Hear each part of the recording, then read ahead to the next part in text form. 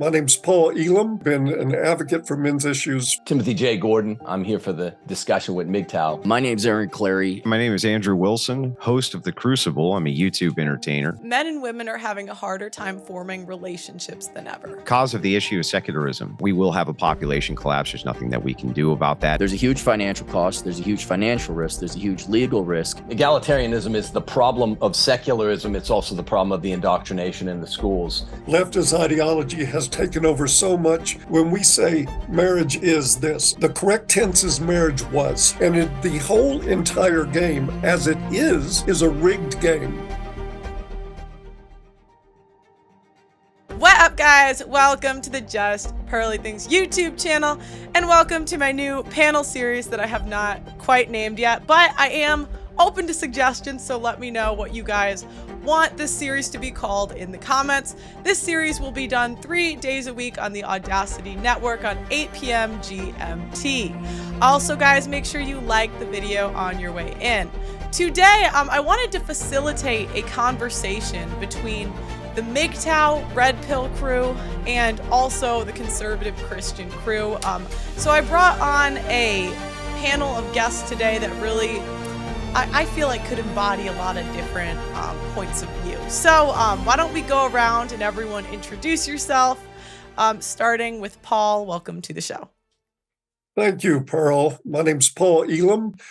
You can find my work at paulelam.com. You can find my real work, the important work that I do, at paulelam.com/XY crew for the men's groups. My YouTube channel is An Ear for Men, and I've been an advocate for men's issues for a very long time now. Go ahead, Tim. Good to see you, Paul. My name is Timothy J. Gordon. I am a Catholic social media influencer. I have a YouTube channel, a show on that YouTube channel called Rules for Retrogrades, self-titled book, and 3 other books, the most relevant of which is called The Case for Patriarchy. I've got degrees in history, literature, philosophy, and law, and I'm here for the discussion with MGTOW. I think this has been needing to happen for a long time, and Pearl's the only one making it happen. So thanks a lot, Pearl. Yeah, thanks for coming. Aaron, go ahead. My name's Aaron Clary. In these parts, I'm most known for my consulting company called Asshole Consulting. But in a previous life, I was an economist and an analyst and a banker. And many, many years ago, started writing books and doing blogging, which kind of ended me up here. So I have a lot of books. I guess the most germane one to this audience would probably be the Book of Numbers, which is not the biblical book. It's a secular book. And yeah, that's really all there is about me. That makes sense that you were an economist. Is that what you said? Because I was, yeah. That's where I saw your stuff originally. You were like breaking down the percent of marriageable women, something like that. Yep. And I just thought it was really interesting. I'd never heard anyone break it down like that. It was very grim. I was like, wow. Yeah, sometimes the numbers can be pretty grim. Yeah, that's true. Yeah. I was like, wow, okay. Andrew, go ahead. Yeah, my name is Andrew Wilson. I'm the host of The Crucible. I'm a YouTube entertainer. I am the perfect panelist here today. I have no books, but my wife, Rachel Wilson, who has been on Pearly Things multiple times. I do take all of her book royalties and then I spend them on guns. And I do this all the time, and I find it amusing. And it kind of makes her a little bit sad, and I find that amusing too. I noticed that Tim Gordon is here, and he has long hair. Now you know why Catholics wear such big hats. So we've got that figured out too. I did get a chance to meet Aaron Clary. I don't know if everybody knows that.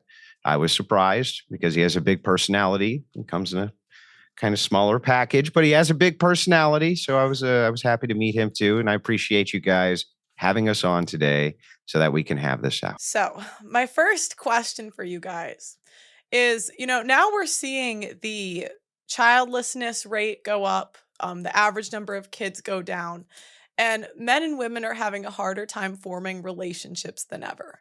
What do you believe is the cause of this problem? Andrew, do you want to go first? Yeah, the cause of the issue is secularism. Okay. It's always been the root cause of almost all societal blights in the West has been the move towards secularism. Secularists came in right about the late 1800s. We saw another influx of them with the communist infiltration and the pushing of feminism in mass media. But secularism is the primary cause. If you look at the reproduction rates in the West, Western democracies can't reproduce. Non-patriarchal nations cannot reproduce. They're not doing it. We will have a population collapse. There's nothing that we can do about that at this point. And unless we start moving towards some type of methodical grounding for morality inside of the West, we're basically doomed. Wow. That's very grim. Okay, Aaron, do you want to go? Yeah, sure. I wouldn't necessarily disagree with Andrew. I'd say the lack of religion or some kind of philosophy to keep people wedded to the idea of being married is certainly there. But I would also say there's some non-religious factors that are also going against the grain of marriage and having kids, namely the risk and the cost that disproportionately men face in terms of divorce, but then also the cost and raising the kids, which isn't necessarily an excuse, but also the cost of the welfare state, where beforehand you're only taking about 3% of people's income, and now you take about a third, depending on your income. They take a third of your income? Well, it depends. I mean, if you look at government spending to GDP, it's actually about 40%, but that's because the rich people subsidize middle income and poor. So roughly speaking, here in the United States, it's a third. In the United Kingdom, I'm sure it's higher. I'd have to look at the data. But when you're paying for basically another family's children because they're whether it's out of wedlock, broken homes, single moms, whatever, that cost is part of that, a large part of that calculation. So there's a huge financial cost. There's a huge financial risk. There's a huge legal risk. And, most guys are just like, well, geez, I can't, I could barely feed myself. So there's that. And then also I'd say from an economics perspective would be the Industrial Revolution and white collar work, where my running theory, and of course people might disagree, but I don't think girls really like guys all that much. And now that you had the Industrial Revolution, which has allowed us to have a lot of white collar work, it is no longer physical labor or toil that you can earn a living. You could be a programmer. You can do what we all do here. Like without the Industrial Revolution, we wouldn't be podcasters. And so now that allows women that they can go ahead and do white collar work. They can support themselves. And now in that sense, they've been economically and financially liberated from men.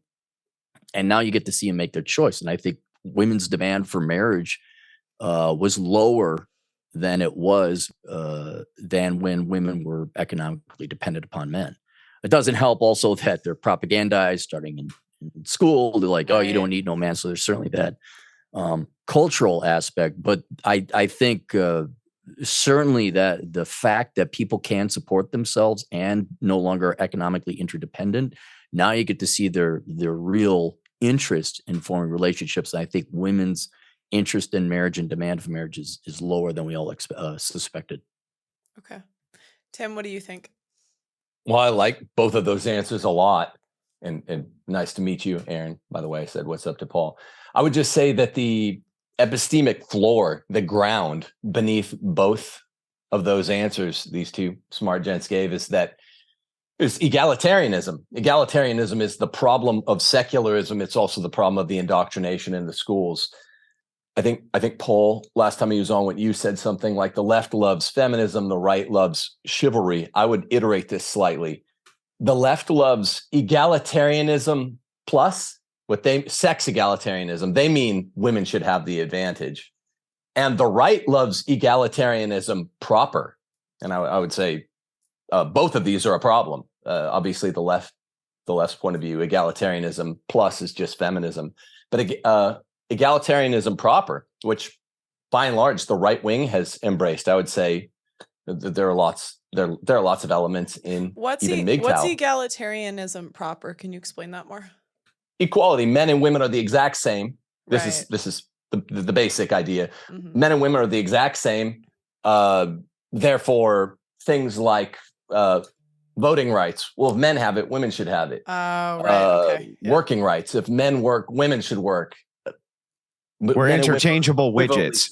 Yeah. We're not widgets that are fungible. Right? Men and women are radically different with absolutely different needs that are complementary. They go together. And what they go together for is specifically, Pearl, procreation. I mean, literally, Right. that's what the reproductive system is for. That's what this whole game is about. And you can't have this conversation without talking about egalitarianism. It's at the heart of the Jacobins, the French Revolution, all that shit.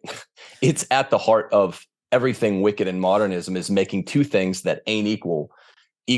And, you know, hopefully we can get way into egalitarianism today. Yeah. The left just says women are better than men now. They've taken the mask off. The right says, no. Women and men are the exact same. It's all Right. nonsense. Well, yeah, because I'd never even heard the women shouldn't vote argument, like, ever from the right.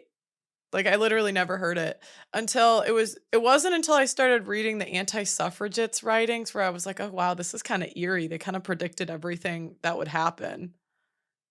Absolutely. But then they'll say I'm too far gone, the trad cons, I guess. I'm gone. Well, they I need mean, to- What? voting's not going to do it. Reversing the voting thing, that ain't going to do it. Well, those Really? aren't trad cons either. Those are establishment shills. I Those don't- are what not does trad cons. What does that mean? I keep hearing that. Establishment An chills. establishment shill, it means that they are paid to run a message from their media overlords.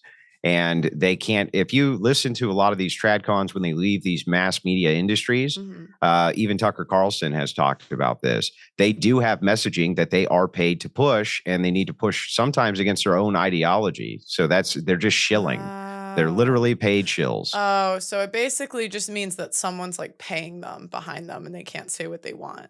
Right. They have to mask their Oh. messaging. Paul, what do you think? Well, I agree with most everything I've heard here. I think it deserves a little bit different context, though. Pardon me, I've got a cold today, so if you'll bear with my scratchy voice. And I think it's also important to point out, since I've been identified as a MGTOW contributor to this discussion, that I'm a conservative Christian 21 years into a cohabitating relationship. So full disclosure, my perspective on MGTOW is going to be more out of perspective than what I actually live. The problem that I'm hearing in all this, to me, is that I don't see there's any way to squeeze this toothpaste back in the tube. It is out now. Leftist ideology has taken over so much. As a Christian, I'm having a terrible time finding a church that isn't feminized and gynocentric, that isn't pandering to its female congregation. They're just as much a part of the problem as anybody else. So I think everything that's been said here is really great. But when it comes to what to do about it, what we have largely from the other side of this conversation is that men need to step up and get married and pursue family life. And I think that is sending them into a minefield wearing snowshoes with a blindfold on. It's not a tenable answer right now. I think things need to fall apart before they'll ever get better again. What do you guys think about that? Yeah, so I disagree completely. So I'm kind of dive in with an overview. I do understand the kind of idea that the right-wing establishment trad shills have no solutions. They just say, hey, step up and get married. Mhm. The truth is that there is a comprehensive solution which can be achieved. The first thing is that we know that secularists are not reproducing at the same rates as the religious, especially not at the same rates as Catholics and Orthodox. They're just not. It's a numbers game. Going forward another 100 years, we can begin the building blocks now of being able to push our own ideology, because there's not going to be anybody to resist it. The birth rates bear this out. That's the first solution. The second is we could do something right now. We could begin to formulate men's rights advocacy groups that have a lobbying arm to Congress in DC to be the counter to feminism. Feminists have lobbying groups all over the place. And for whatever reason, men have not been forming these, and they should be. And they should be pushing their message that they want to Congress, but they're not doing that. I have no idea why. I've always been surprised that MGTOW says there's nothing we can do. The Red Pillars say there's nothing we can do. There is. You can lobby Congress, just like feminists do. But for some odd reason, they don't. And then lastly, We have to begin to have an ideological pushback and literal political warfare against Protestant churches, as they are the pushers now of feminist propaganda. The reason Elam cannot find a church that is not infiltrated with the message is because there's mass corporations all over the place which have bags of money, which they go to Protestant churches with so that they can retrain their staff to be a little bit more friendly to people who support the message. So there is comprehensive things that we can do. We just aren't doing them. If I could maybe point out, I agree with a lot of what you said, Andrew, but where the argument falls apart is when you say, I don't know why men haven't done this. I don't know why men haven't formed lobbying arms.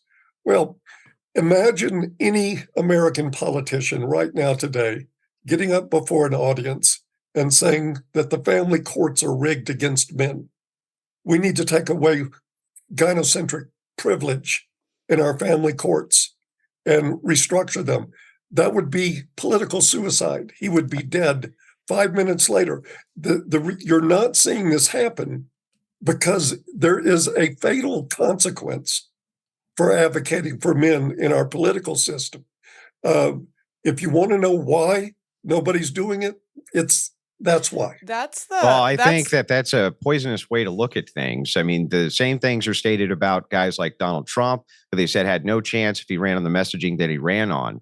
We do see that the polarization inside of the United States is becoming such that right now, there was a new poll which just came out that showed almost 30% of the public embrace Christian nationalism. That's something that would just be unheard of even a few years ago. And yet we're moving more and more towards that style of polarization between people. I think that if that message was ever going to be embraced, there's no better time than right now to begin to put some type of lobbying arm together to go to Congress and begin throwing money at them for the reelection campaigns. That's how you get legislation passed. Right. I agree with Andrew entirely. I mean, if you look at the prongs of the MGTOW is typically set out as marriage as a social construct, that's false. Marriage as a contract, false. Sex egalitarianism, women should work, women should vote, women should be I think they're saying like today it is, right? Like I think the general consensus isn't like what it used to be, but that today it is a contract. But it's an immutable principle, right? Marriage is the single cell of society. It's literally called the original cell of society, even if, as Paul outlined in a genius way in the first 20 minutes of his talk with you, there are all of these problems with the lawfare, and I know there are. I don't disagree one whit. It's natural. Marriage is natural, and to tell men, well, don't engage in this natural behavior because it's a social construct. It's a contract. If I can be honest here, if we look at red pill, MGTOW, patriarchy, patriarchalism, we're looking at respectively an Islamic approach to intersexuality, that's red pill. A Jewish approach to intersectionality, that's MGTOW, and patriarchy is Christian. So social construct, that is literally, Dennis Prager's been saying that this is the Jewish view of marriage for 20 years. I remember working at community colleges as a philosophy professor, listening to him say, marriage is avoidable contract, anticipatory breach. If they're going to breach, you have the right to breach, which is a contract. That's bullshit. It's a covenant. It's a joining of flesh. It's the only way that human beings, all the statistics show, flourish without recurring to crime, poverty, homelessness, suicide, drugs. We're not animals. The only way their children do better, everything does better. Everything does better in that society. I'm not discounting that, but I think the more of the pushback is that like most women aren't marriageable today. Like that's true. I think there's more to it than that, though. Part of the problem here is that we're talking in the wrong tense. When we say marriage is this, it's a covenant. The correct tense is marriage was. Right now, marriage is an institution governed by our state governments. It is a contract, and the whole entire game, as it is a rigged game for men with everything stacked against them. Again, we can talk about what marriage is supposed to be, and I'm sure that I would agree with both Timothy and Andrew across the board on what marriage ideally is. But the reality on the ground is that marriage isn't those things anymore. We're talking about It's something civil else marriage. entirely different. Yeah, Civil we're marriage. not even Exactly. disputing Yeah. what you're saying. So we would agree with you that if you're talking about secular marriage, we think it's worthless. It's completely and totally worthless. This is a holy sacrament. You agree it's a holy sacrament, even under your purview.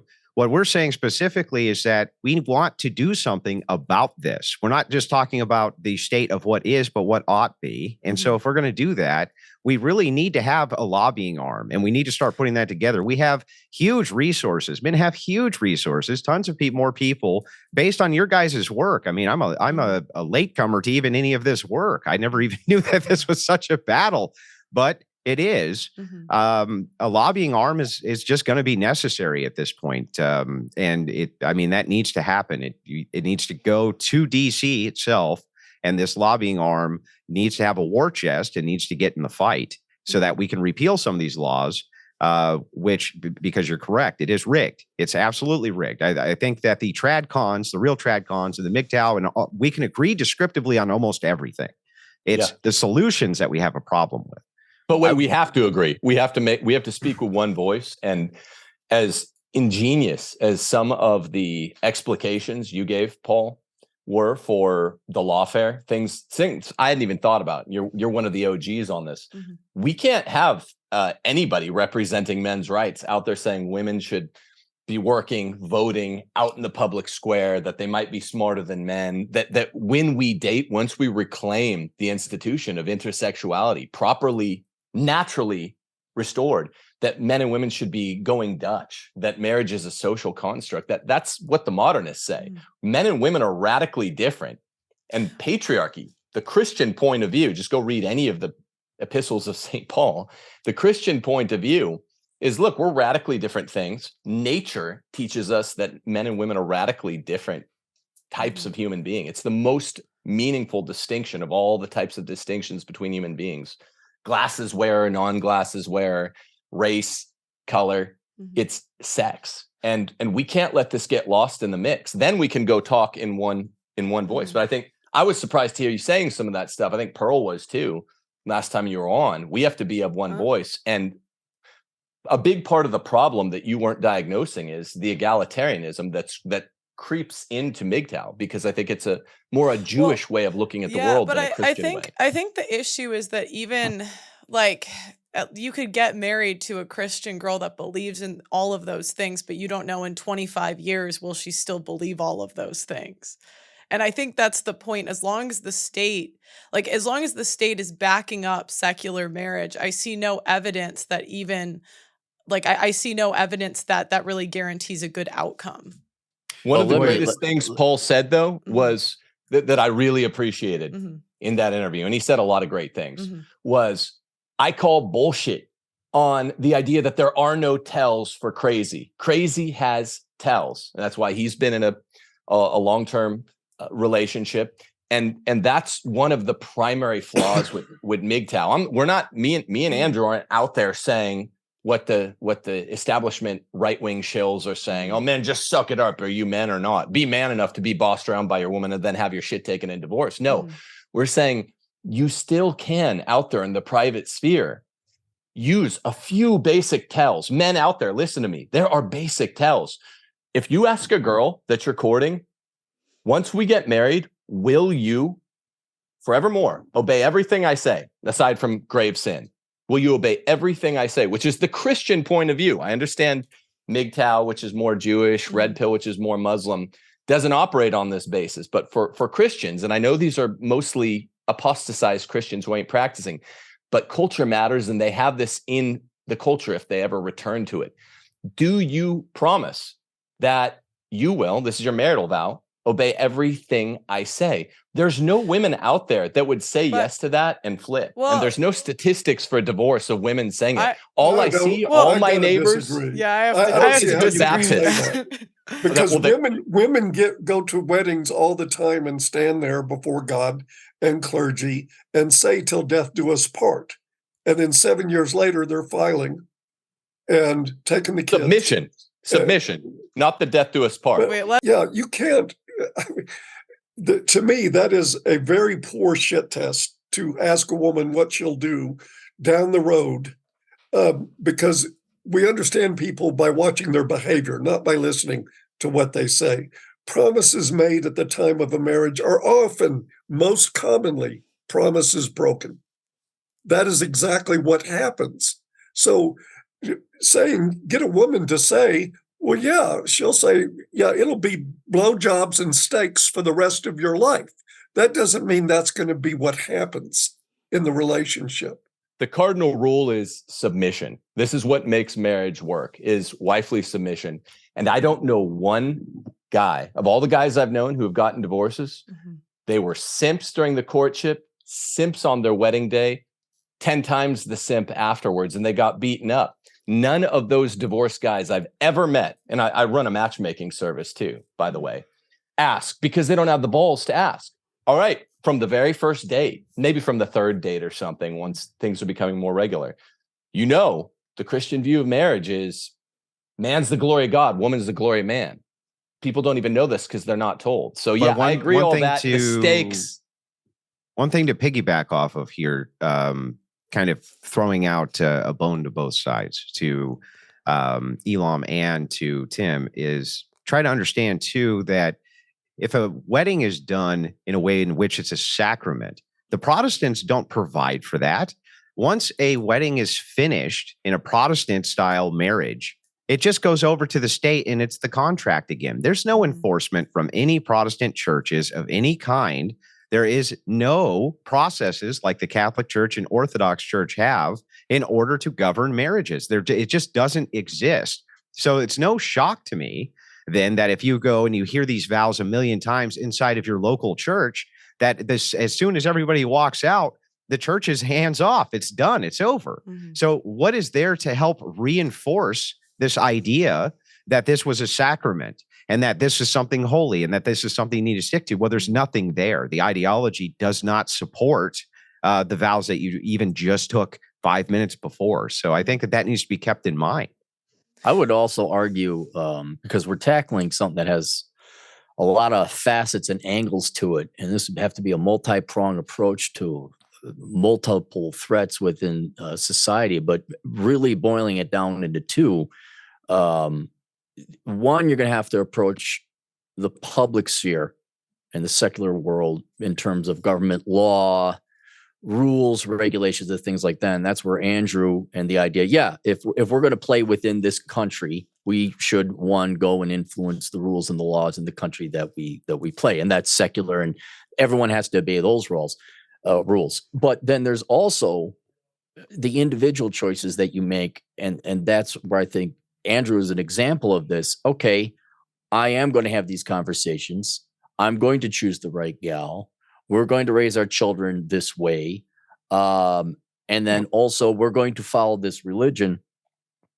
And then especially to show you where, okay, here's the secular way we do things with the public schools. You guys pulled your kids out of the public schools. You didn't recognize that the public schools were the authority, that they were the source of education. You decided to educate your own kids. And so same story with Tim, in fact, same story. Right, exactly. And so what I'm saying is, and ultimately society is just the amalgamation of individuals and their individual choices.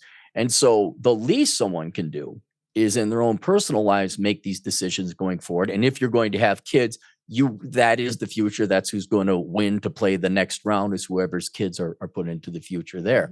But carrying over from that is the rules and laws that we have to address and deal with now. So it would require at least two prongs. Right. One, lobbying, dealing with the secular world, and then two, under your own household, how are you going to, and as that pertains to marriage, it's kind of this hybrid. Well, you don't answer to the court or the judge for your marriage. You answer to God, or you answer to Yahweh, or whatever the religion is. And I think that would maintain the veracity of marriage more than any kind of rule or law or whatever the state says about divorce and all that. And so I don't think anyone would disagree. It's not MGTOW or Christianity or religion. It's both, because that's both. Just the nature of society. Yeah, I agree. So I do agree that there needs to be a multi-pronged approach. That's why I kind of outlined one. The first thing is descriptive, which is that those who have the children rule the future anyway. And those who have the children who homeschool definitely rule the future because they're creating an unindoctrinated mode to push into society. But as I look at this problem, if I take the kind of bird's eye view that we're all trying to look at here, what I see is that we have no arm whatsoever to lobby for men's rights at all. In fact, when I talk to people about it, who would be great at that, like let's take Aaron Clary here, it'd be fantastic to go to DC and shoot the shit with some politicians and throw money at them to get legislation passed because it's just a massive bribe system. They don't want anything to do with it.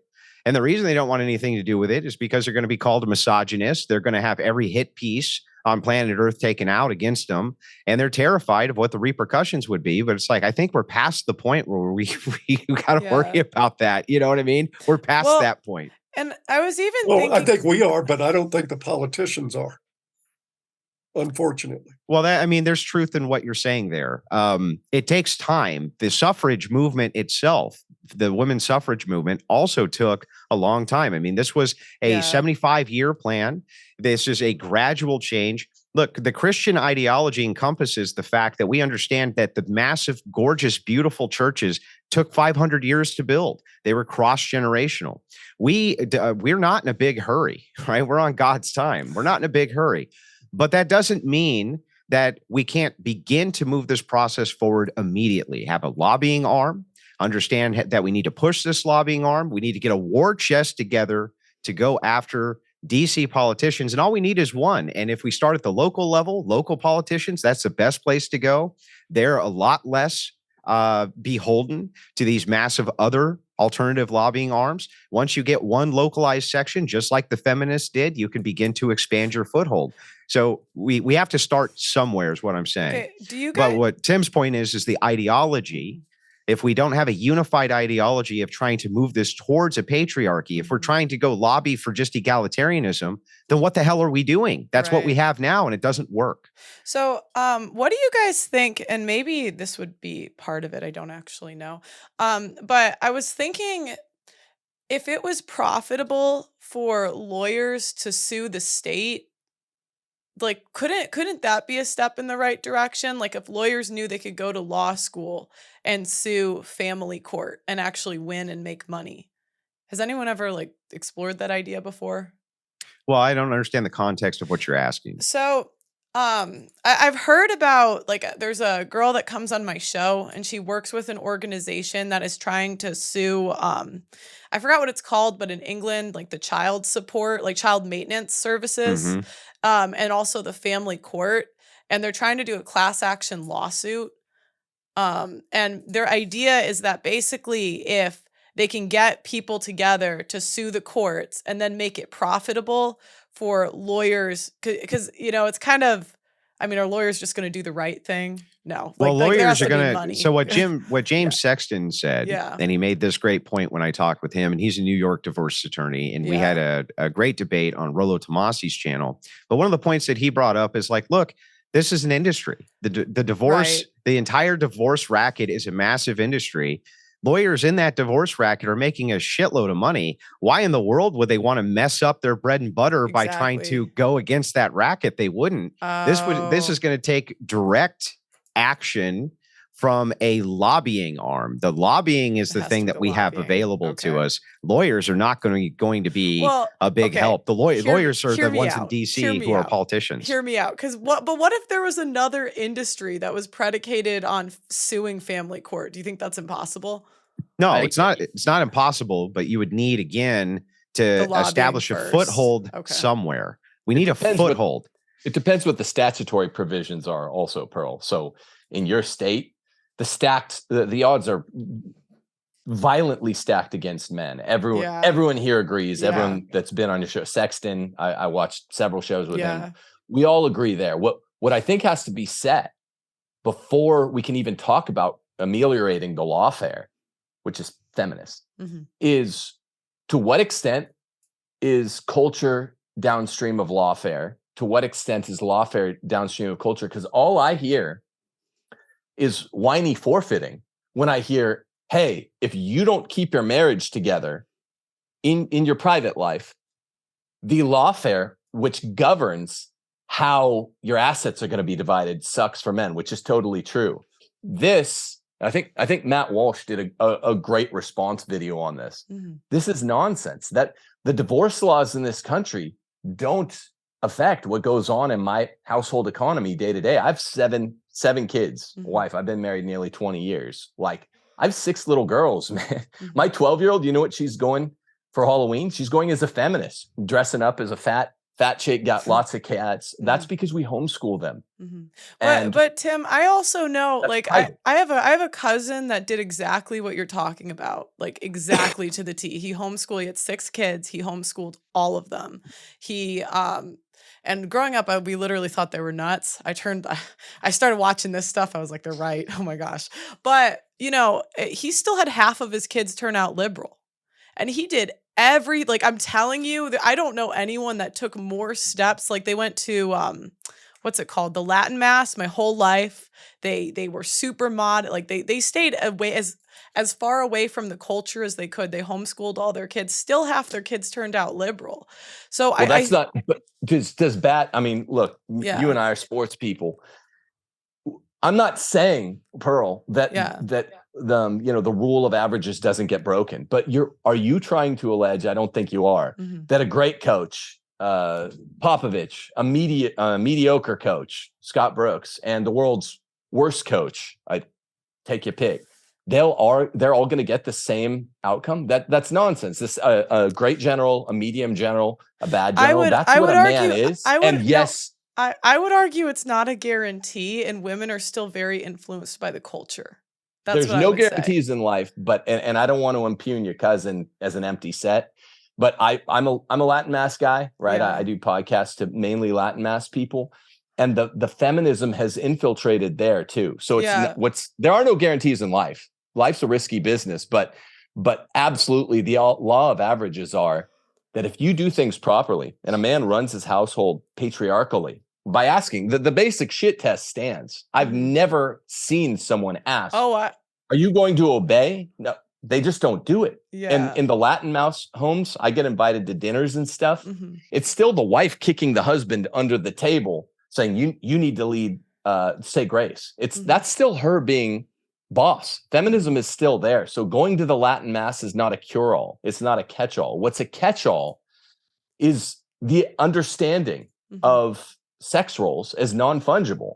And it's my book, The Case for Patriarchy, didn't do as well in the Latin Mass community as I thought it would, because when I wrote it 3 years ago, I was assuming that I had an automatically sympathetic audience. They weren't, because feminism has infiltrated everywhere, even the sacramental Christian churches like Orthodox. So if it's infiltrated everywhere, why would you assume it wouldn't infiltrate your children at all? Well, because I homeschool them. My kids themselves. Right. But I'm saying like I think it's silly. I think it's silly to think like it's almost arrogant to think they could infiltrate an actual church with people that have been like trained. Like literally their whole job is to push patriarchy originally, and they couldn't. Wait. I know I've heard a bit of it, but I'm saying like, I think it's naive to think it could never infiltrate your wife or your child. I just think it's a bit naive. Well, and here's the thing: it does. The thing is that secularists, much like the entire LGBTQ mindset, from my perspective, it's not something which breeds, right? It's something which is indoctrinated into. So you are correct that progressive ideology can even snatch up Christians' children. That's true. But in this kind of overarching battle, as we look at it over time, we also understand that even those children who go off and decide that they're going to be secularists probably are still going to have a lower birth rate than the ones who aren't. So over time, still, the numbers are going to favor us. But as far as action goes, I think that Tim is right. He's kind of moving into what Clary was just talking about when Clary was saying, hey, listen, we do have to start by running our households correctly. Obviously, Tim's doing that. I'm doing, we're all doing this. But without this other arm, without this kind of overarching plan to move into action, we have nothing. We have to start to move towards action. And it's true, it has to start in the home. And homeschooling is going to be important for this, but this is going to be a cross-generational battle. It's not going to stop with us. I would also I think add that's a great point in this. And so to that end, I totally support what both Andrew and Timothy are saying.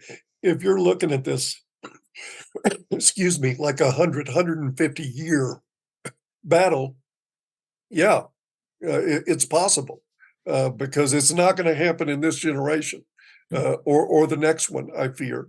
But I mean, your pitch on this is as good as any.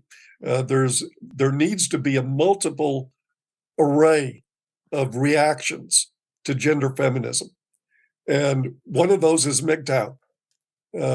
Others are just red pill guys, MRAs. There's guys like me who believe in relationships and not willing to forsake them, but I'm not willing to put my neck on the chopping block for the state just to have a relationship.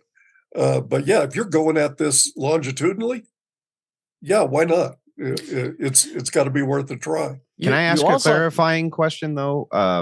I'm sorry, I didn't mean to cut you off, Aaron. I just wanted to ask a clarifying question. Why do you think that MGTOW, the ideology of MGTOW, is a necessary arm or prong for kind of this cross-generational battle? MGTOW is essentially saying we're going to go our own way. We're going to just stop with the engagement of the system altogether. That's a dead end for the gene pool. Okay. I mean, don't you think that's like kind of an awful thing to put out? Those are guys that have weighed out the options and decided that their own lives, their own interests, their own freedom, their own ability to maintain their own assets outweigh the genetic mandate. Yeah, but that's just pure hedonism, isn't it? Like, no, I don't think so. I think that I don't agree with the approach of pathologizing MGTOW. These are guys making rational decisions based on what they're experiencing, what they see every day in life. It's fine if you don't agree with them, but I wouldn't pathologize them. I mean, if I want to play the other side of that fence, I'll say, okay, so you're looking for a Catholic nation. Everybody's got to be Catholic to solve this. That doesn't seem like a winning plan to me either. But for guys that just look at what's happening with marriage and decide, no, I'm not going to take the risk on having a couple of kids that grow up to hate my guts, living in a one-bedroom apartment, driving a 20-year-old car because I got divorce raped by the state. Guys looking at that and opting out isn't pathology, it's common sense. Isn't it fatalism though? Wait, actually, I have a question. Do you guys agree? Because I with this scripture, it is better to live alone in the desert than with a quarrelsome wife. Oh yeah. This is book of Sirach. Gee, what does that sound like? Yeah, but we've all agreed there's not enough wives on the market. So what would that leave? Well, let me introduce another idea that I think will help, and that's one of feasibility. And what we have to also account for is the general population in terms of how receptive it is to quote a solution, or if they even want this. Mm-hmm. Many times, if you want to look at the Bible, if the Israelites would lose their way through God, and then an entire generation would have to be, and then they'd find their way back. And I think we're at one of those situations here where whether it's MGTOW who consciously have decided we want nothing to do with this, feminists who are like, no, we want nothing to do with you guys. This is not within our control. We don't control the quality and caliber, let alone the thought processes of people. Not to say that we shouldn't lobby. And again, this is where that long-term, it's going to be, if there's ever going to be a return to a patriarchy or some kind of new, more feasible system, it's not going to be in our lifetimes. We are all going to be dead. And I think that's what we have to realize today is that this is just one of those lost generations, which reemphasizes the strategy of, you have kids, you raise them the way you want. Everyone makes their own individual choice, and sow the seeds for the future generation. Because the current generation right now, they're just not a significant percentage of the population is just not having it.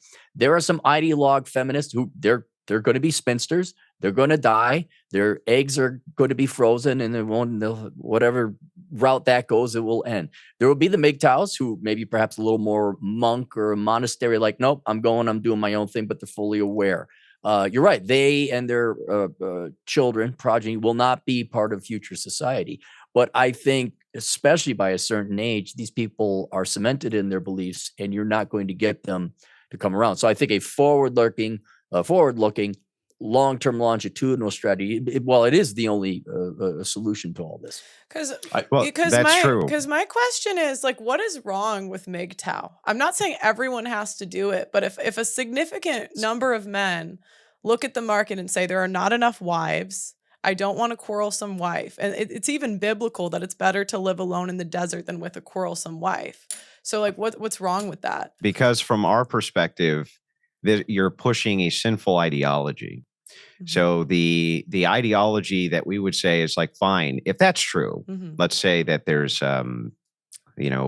50% less women who are decent enough to wife than there are men. Mhm. Well, that doesn't mean MGTOW also advocates for other things, like it's okay to be a playboy, right? They're not advocating a moral grounding. They're kind of advocating for more. You'd be surprised. They're- Some of the They're MGTOW. advocating, but they're advocating for a material grounding. It doesn't have a Mhm. religious foundation. So the Mhm. material grounding is just to say this: you're going to get fucked over Mhm. in today's current society if you get married. It's like, okay, fair enough, but what do we do? What does the man's life look like if he's checking out of the reproduction cycle that he was born to do? Mhm. Well, what's the answer for that from MGTOW? They don't have an answer for that. They just say, well, I don't know, right? Mhm. I guess go like fly a kite, right? They don't Well, have I an think- answer for that. But Andrew. I think most MGTOW would agree with, like, the lobbying grants. I think. Yeah, I think they would. We could get so- that together. Right, but like I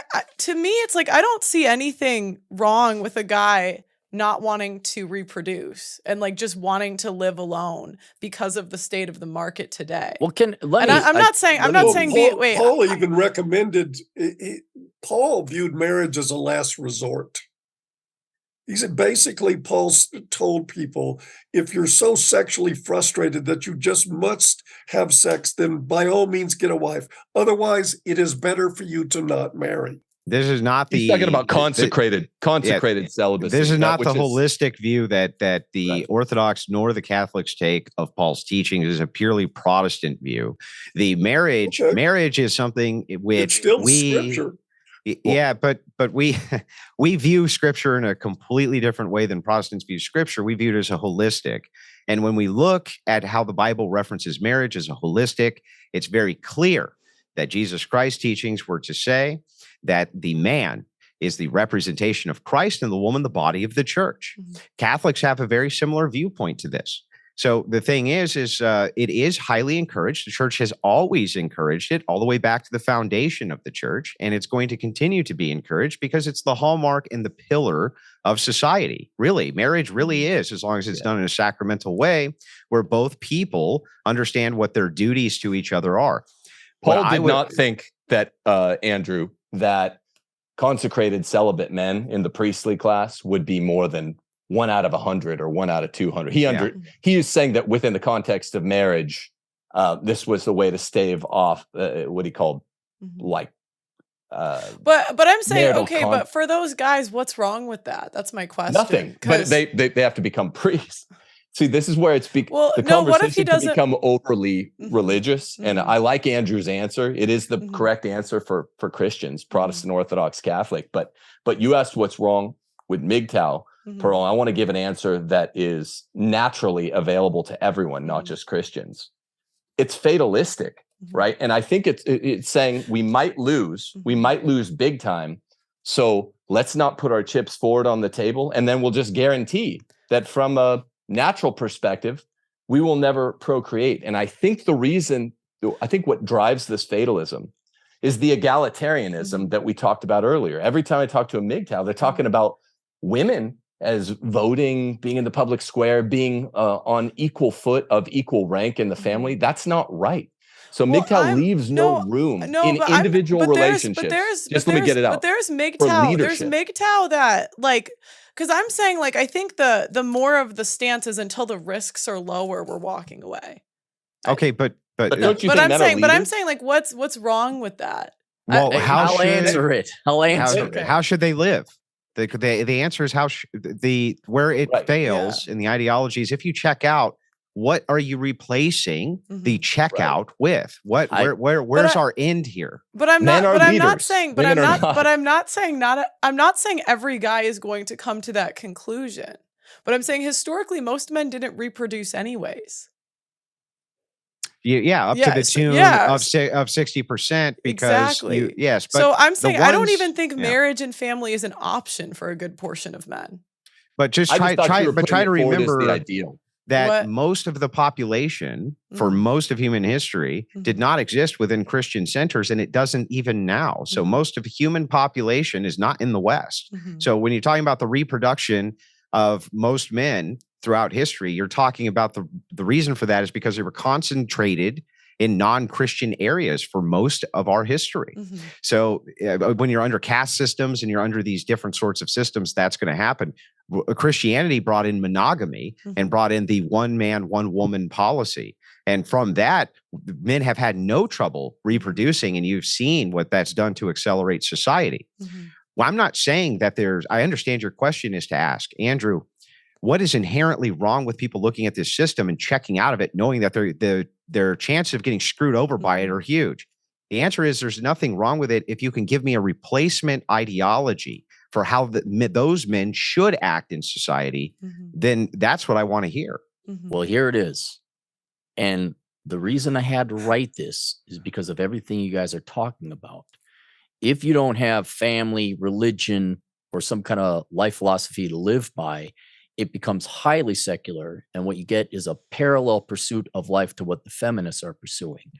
So I'm not going to get married. I don't need Jesus is stupid and all that. That's the feminists. Well, what do? They pursue earthly things. And it's shocking when you remove, okay, what do women pursue? Well, they're pursuing master's degrees and essentially self-praise.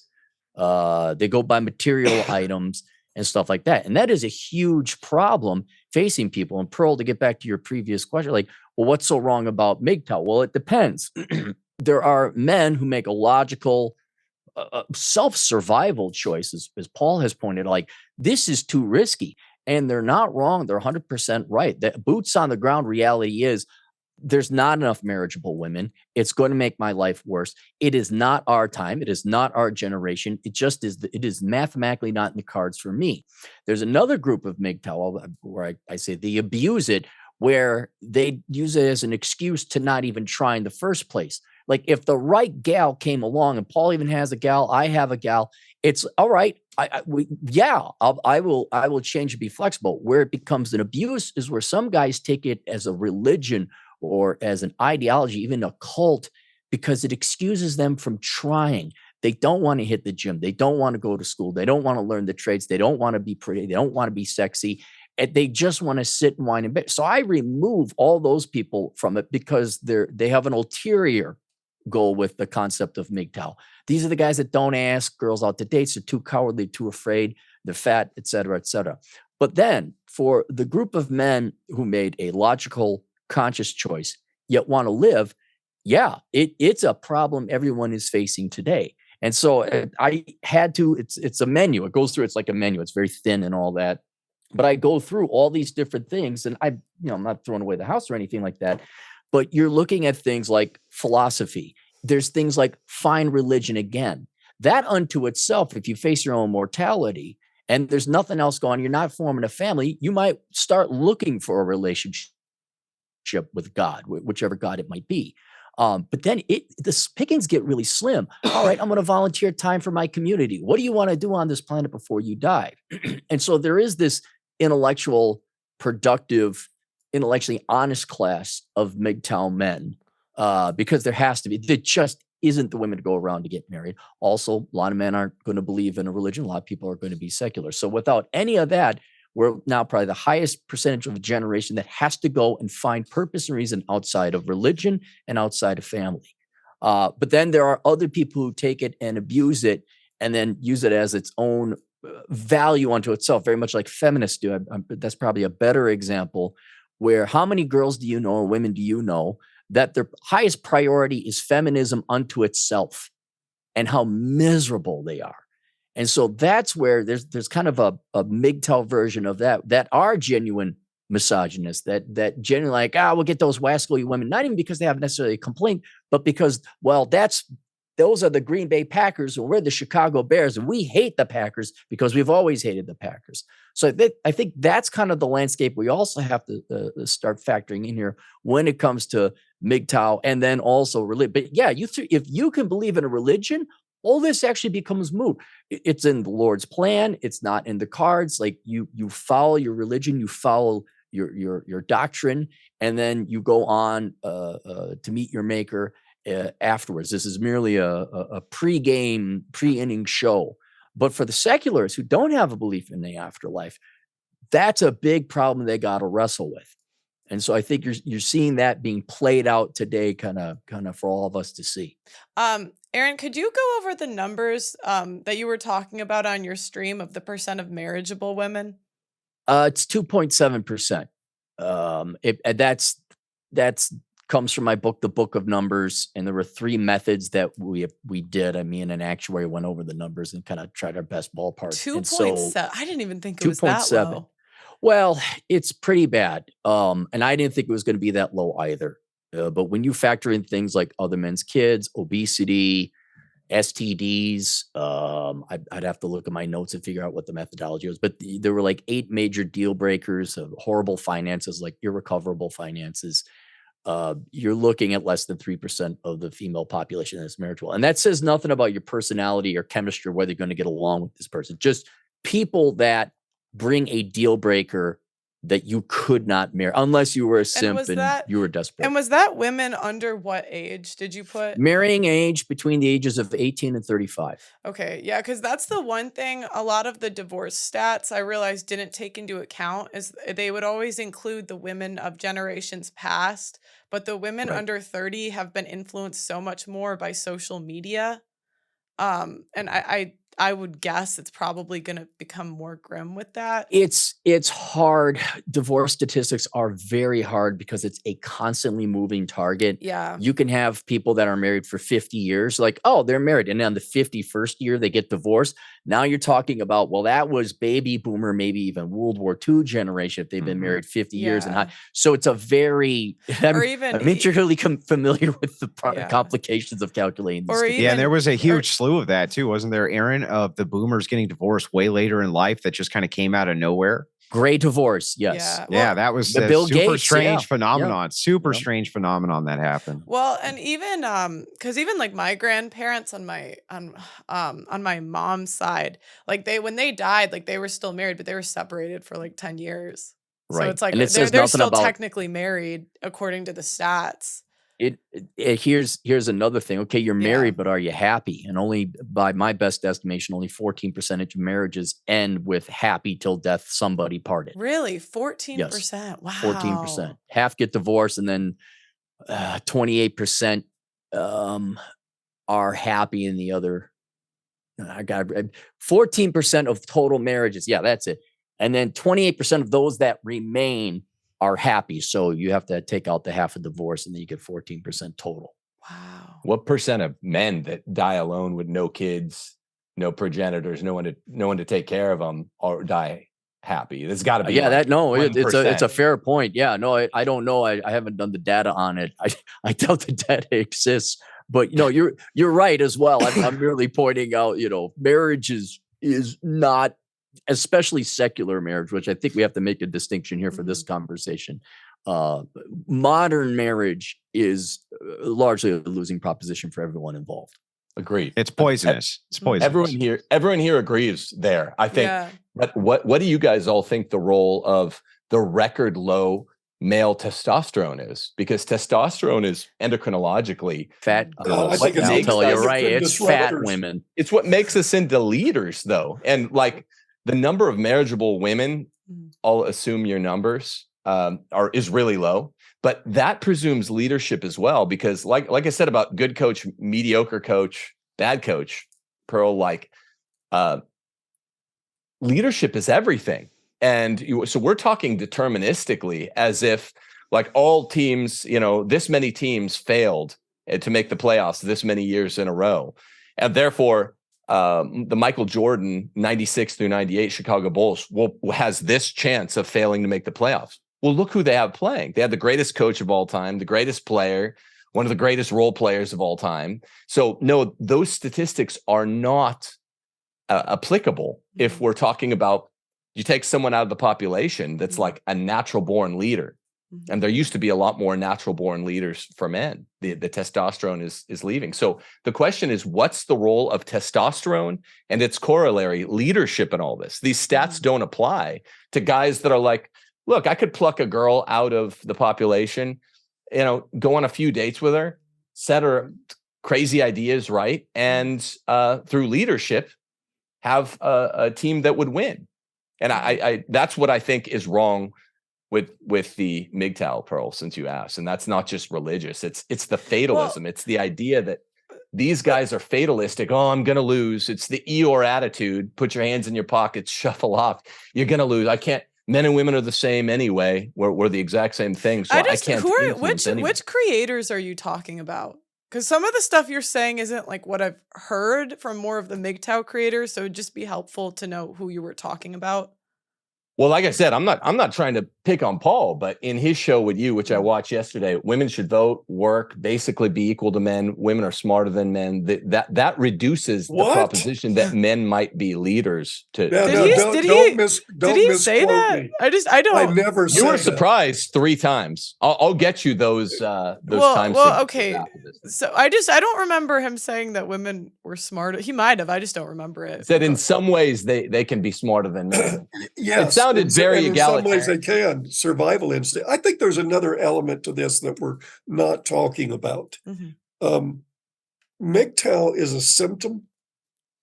It's real easy because of our propensity as human beings to try to control men, tell them what to do, make them of use to our agenda, which is what we're really talking about with the tradcons who keep, Jordan Peterson and others keep telling young men to line up and find a wife and get married in this terrible, terrible system. A lot of it is about abusive control, and men are starting to rebel against that as well.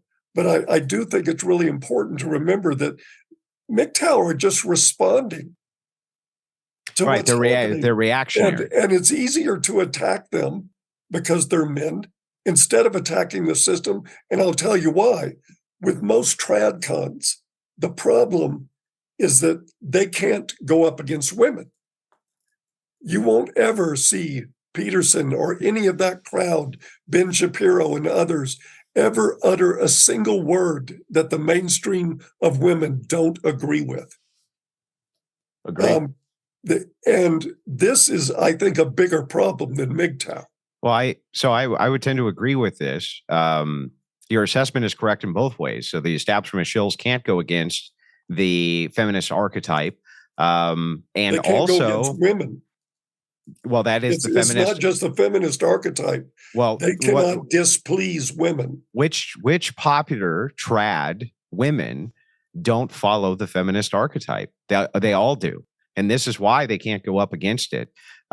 Same thing. I think that you're largely correct when you say that MGTOW is a reactionary group. They formed as a reaction to the things that which were going on in society. I agree that that's true, which is why I love the descriptive statements which are made by MGTOW and a lot of the descriptive statements which are made by the Red Pill. I just think that doesn't get us where we need to go, which is past the descriptor and into action. Mm-hmm. And I think that's what we're trying to get at here. And yet, most of the time we have these debates and these arguments, things like this, where these creators come in, we're arguing still about descriptors, which I think we largely agree 95% on. You know what I mean? Mm-hmm. And I wish we could actually move past the descriptor for the problem and into the oughts of what should be done about them. Let me ask you something. Sure. Is what you're advocating for a Catholic nation, is that the answer? A Catholic nation? Well, no, I wouldn't advocate for a Catholic nation. I'd advocate for an Orthodox one. No, I'm kidding. I'm joking.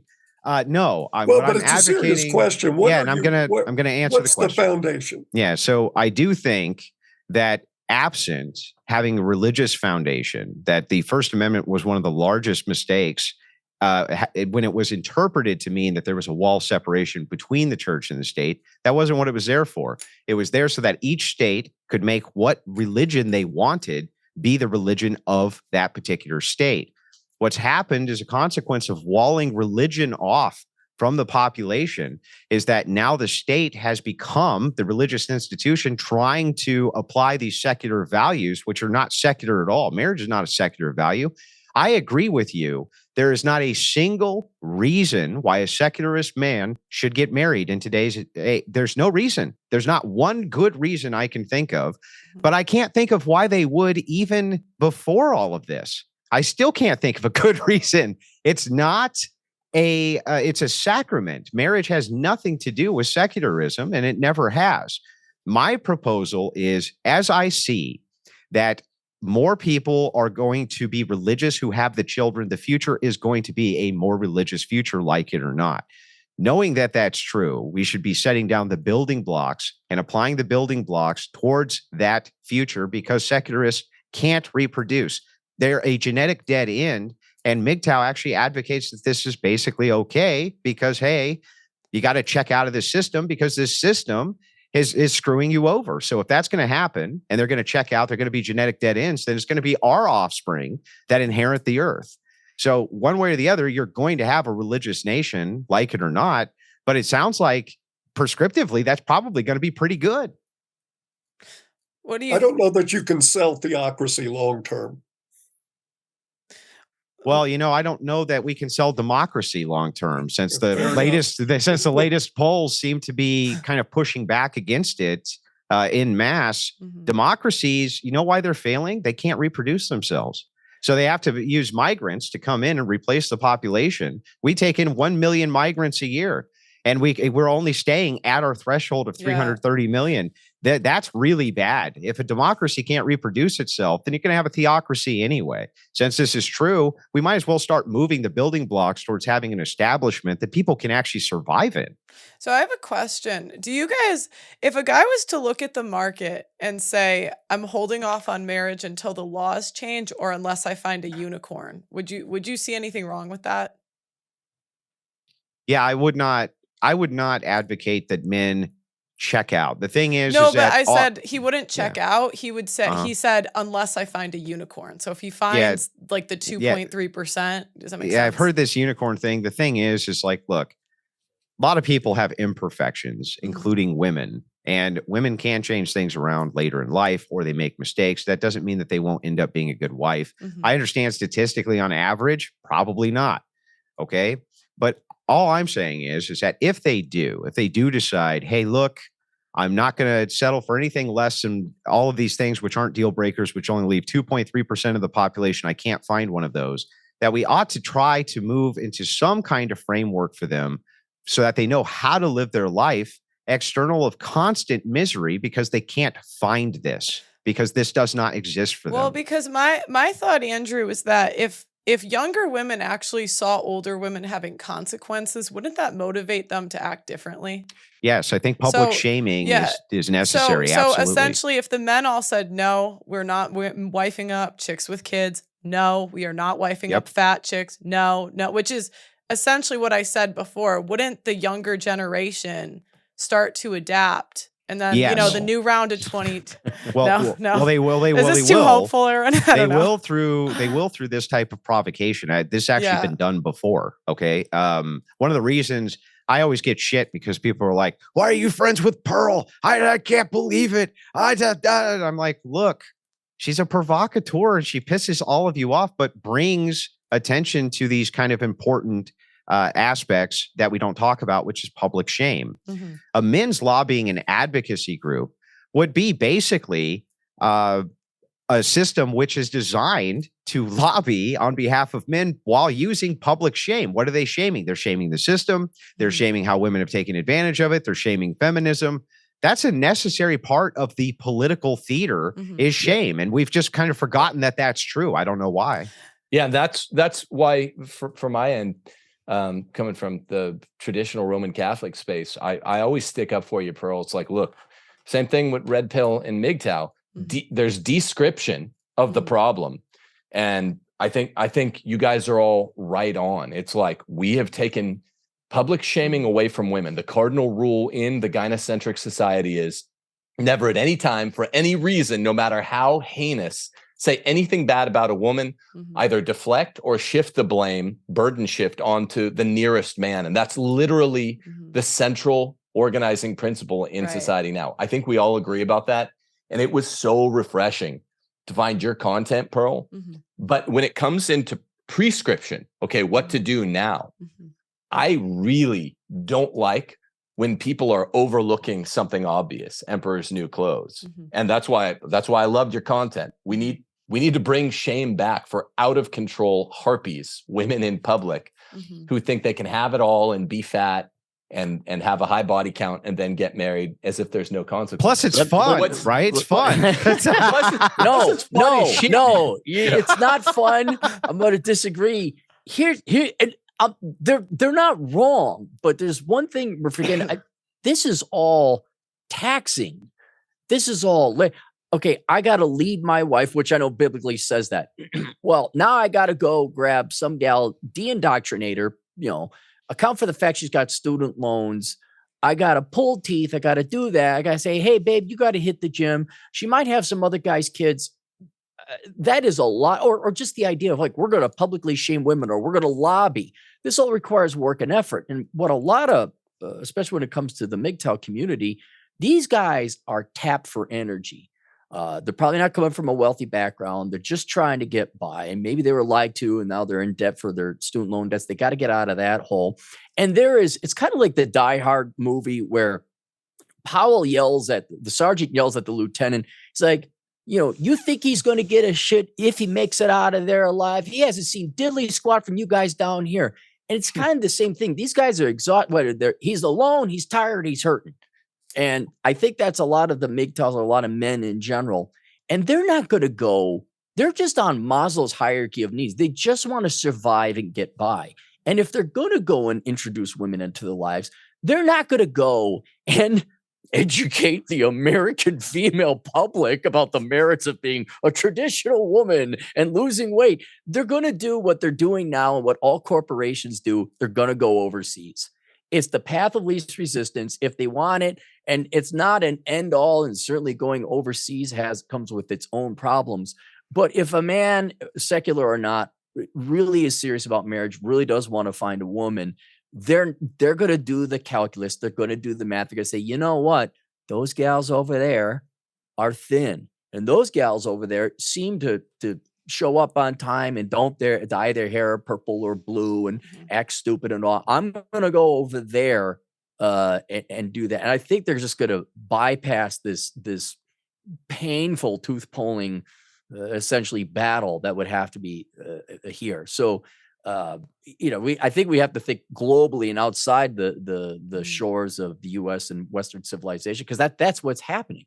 And there's nothing wrong with that. There's nothing wrong with that. No, I'm saying what we're neglecting in our prescriptions here is male leadership, cultivating. How do we get male testosterone higher? Men are. I'm not saying it in what you guys are calling women thin. The trad Conway. The women are out of control, and men don't want to be charged with leadership, which is why they're embracing the feminism and egalitarianism, even in the confines of this space. Well, I think you can't really lead women that don't want to follow. I don't think you can make women follow if they don't want to follow. And are we our sister's keeper? Maybe I want to go fish. Maybe I want to not deal with the headache. I think another thing you might want to add here is think about what your average 22-year-old male or female has gone through. They've been lied to. They've been stuck in school this entire time. They haven't learned jack. They've probably been indoctrinated. They can't find a job. Their expectations on themselves go well beyond what they're capable and what the real world's going to give them. They are defeated. They are tired. And now this even assumes you have the bird's eye view to understand the concept that, whoa, I got to lead my women. I got to tell them they're wrong. This is exhausting. This is tiring. And especially when you're 22, 23, let's just say your 20s, you're trying to put food, clothing, shelter on the table. You could barely afford rent. Then on top of it, I gotta go and negotiate and lead who doesn't want to be led. I don't have time to tame that Mustang. We're just talking solutions. Yeah, That's but- fine if you're going to say we're tired, we're going to tuck our tails between our legs, all that. I understand solutions are tricky. I'm just saying I agree with Andrew that it's multi-generational. I think we all agree there. Yeah. I'm just saying women don't get to do exactly what they want, shop till they drop, and eat bonbons. Men do. Leadership entails some things that are unpleasant, and I just don't see this. Right. I was going to ask, but I just Aaron, don't see this as like a foolproof solution, because I don't see any evidence that when women have leverage, they en masse do the right thing. I don't. So this, Not but foolproof. this kind of moves over actually to Aaron's point. I wanted to kind of give just a moderate critique. One of the things he says is like, "Hey, I don't want the headache. I just want to go fishing. I don't want to deal with this shit." If we look, you say like the young people are tired and this kind of thing. Okay, but you know what? I don't give a damn. The generations before, they fought global wars.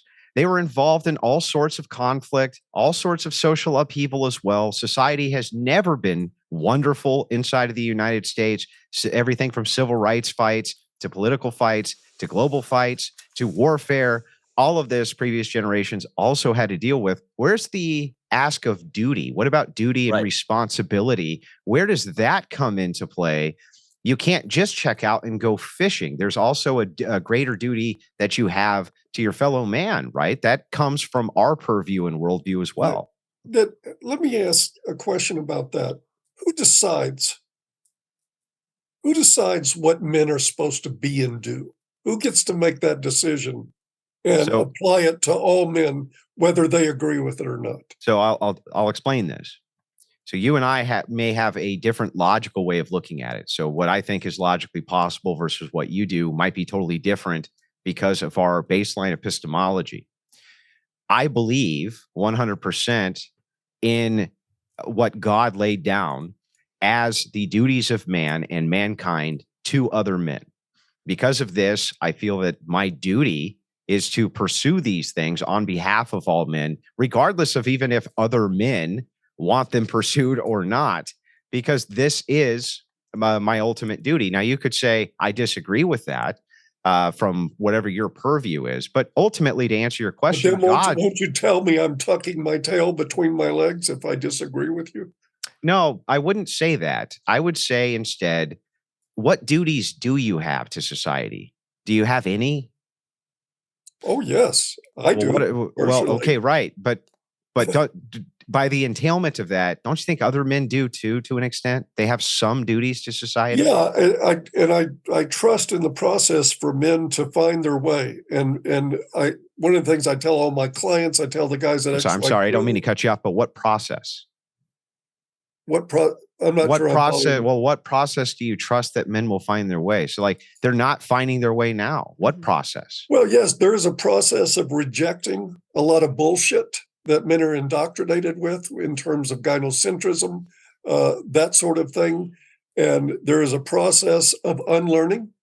We talk about it in terms of people going through processes like red pill isolation, red pill rage, other factors, and moving them toward what I prescribe as every man should be attached to something that's greater than himself. Okay, so the process is to define what that is for. Yeah, I think I understand what you're saying. So the process would be reason. So they're using the process of okay. But the thing Paul, is that people can use a process of reason to come to bad conclusions. And this is a problem with baseline epistemology, and why we would advocate and say, listen, if you look at reason from a secular purview, you're always going to come to a bad conclusion every single time. And so that's why we advocate the prescriptions that we do. It would actually be good for us to say to all secularists, you're going to be a bunch of genetic dead ends and only the religious are going to be left. Who cares, right? That's great for us because then we get to inherit the earth. But we have a greater duty to instead warn, kind of ring the alarm bell and say, hey, listen, we don't want your future generations, which are future Christians, to go extinct or have a genetic dead end, or for you to have an awful life, because you're not going to find God that way. Instead, we're trying to push you towards something which is stable inside of society where we can have men who aren't just going crazy, who are going to die alone and awful, and they're not going to find their path. You know what I mean? Which is why rights and duties have always been Right. enumerated, because we don't all agree on everything because of reasons. So like, Paul, rights and duties have always been held in this country to be mutually constitutive. You have rights to do your duties. You have duties to ensure others' rights. Are there any duties that apply to every man that you're willing to wouldn't you say that most men are doing some sort of duty to society by running the infrastructure, by doing like the hard jobs? Like, wouldn't you say that most men to some? Funny you mentioned that. Because the other thing Yeah. I talked to I've talked to I forgot his name's David Baker, and he helps me with some of the like crunching the numbers. Like 45% of men do an infrastructure job. If you expand it to include like truckers, I can't remember exactly what he put under it, but he's told me it was something roughly like 45%. And honestly, like I feel like what I'm saying isn't not biblical. If it says it's better to live alone in the desert than with a quarrelsome wife, and we agree that most women are quarrelsome, what other conclusion would you come to? Well, that's the Old Testament for one thing. Yeah, And it's the book of Sirach, which I think I sent you. It's hilarious. And I sent it to all my feminist friends. But you know what the book of Sirach is saying, Pearl, is that men should lead those wives. That's the whole point. But I just true, genuinely ultimately. don't think, like, you're telling me Amber Heard could have been led? Well, no, you know what I mean? maybe Like, not, I just think we could look at all of these examples. Yeah. Of It's celebrity and culture. even just go to any college town. Go to any college town. Those are the youngest, hottest, historically would have been the most marriageable women. And I'm sorry, and they're worthless, right? Exactly. Yeah, And so it's like you Well, let me almost kind of want guys to like ignore everything and just sign up anyway. Well, we don't. We don't want that. Not what I say. No, I understand, but you're saying, you're saying just find a good woman, and the response is there are not enough right now to go around. So I don't understand. You have to marry. Wait, let me finish. So my question is, I don't see anything wrong with guys saying I'm going to take a decade out of the market and maybe wait till the next round of 22-year-olds come out. Like, what is wrong with that? Well, that's actually an understandable position. Yeah. Again, though, this leaves us with this shortfall. And the shortfall is, if you're going to tell men to check out and away from this thing that they really, really, really want, but is unachievable for them, then there has to be some type of pathway for how they live their life, some type of epistemology that they can follow, some kind of guidance system that they can follow for what they replace that with. There needs to be an ideology to replace it with. If you don't have that, what's that? Why? Why should there be an idea? Because men built civilization as we know it. That's true. Is there something about men that you think that without outside intervention that they can't find their way in life and find a philosophy to live by? Well, yes. Otherwise, right now, the suicide rate, I don't even know if I can say it, the unaliving rate of men on themselves is at an all-time high. They're clearly miserable. So the thing is like, if you're going to say, we're going to check out, okay, we're not going to do all these things that we can clearly point to as happiness indicators because we just can't find them. Then without having something which is grounding, some purpose that drives their life, something greater than themselves, greater duties, the God, what you end up with is these massive rates of depression. And they literally off themselves. They do horrible things. And no, I don't think that that's good for society. And ultimately, I want a pathway for them to reconcile with God before they die. I think that that's a good thing. But I also don't want them to live in misery. That seems like an awful life. Okay, so if he's involved in his community, he's going to church. He just says, the women are too quarrelsome on the market right now. I'm going to take a decade off, or I'm just going to live my life until I meet a unicorn. Yeah, we wouldn't give a dispute to that. Okay, but that's what a lot of. I would. I mean, like you guys are still dissevering procreativity and sex, which is at the heart of the issue here, because most of these guys aren't living as consecrated celibates. They're still trying to have their cake and eat Well, it and too. most Christian guys didn't live as consecrated celibates before they met their wives. They But did. most Christian guys in history weren't calling I'm saying themselves now in big guys. 2023, I'm saying Yeah. most men are not like that are getting married weren't consecrated celibates either. That's right. true. And it's a very unhappy way of life. Exactly. That's why I asked And Aaron, who my crunched point- these numbers. I asked him, like, Who cr- so what are the numbers on male happiness for someone that lives their entire life through 60s, 70s, I think 80s, that's like and dies that's alone? like saying men in the Gotta be NBA. zero. That's like saying men in the NBA are tall. Women tend to like rich, successful men, like that are good looking. Those indicators are going to make you more happy anyways. So the women so it's like they automatically attribute it to marriage, but I don't think you can really come to that conclusion.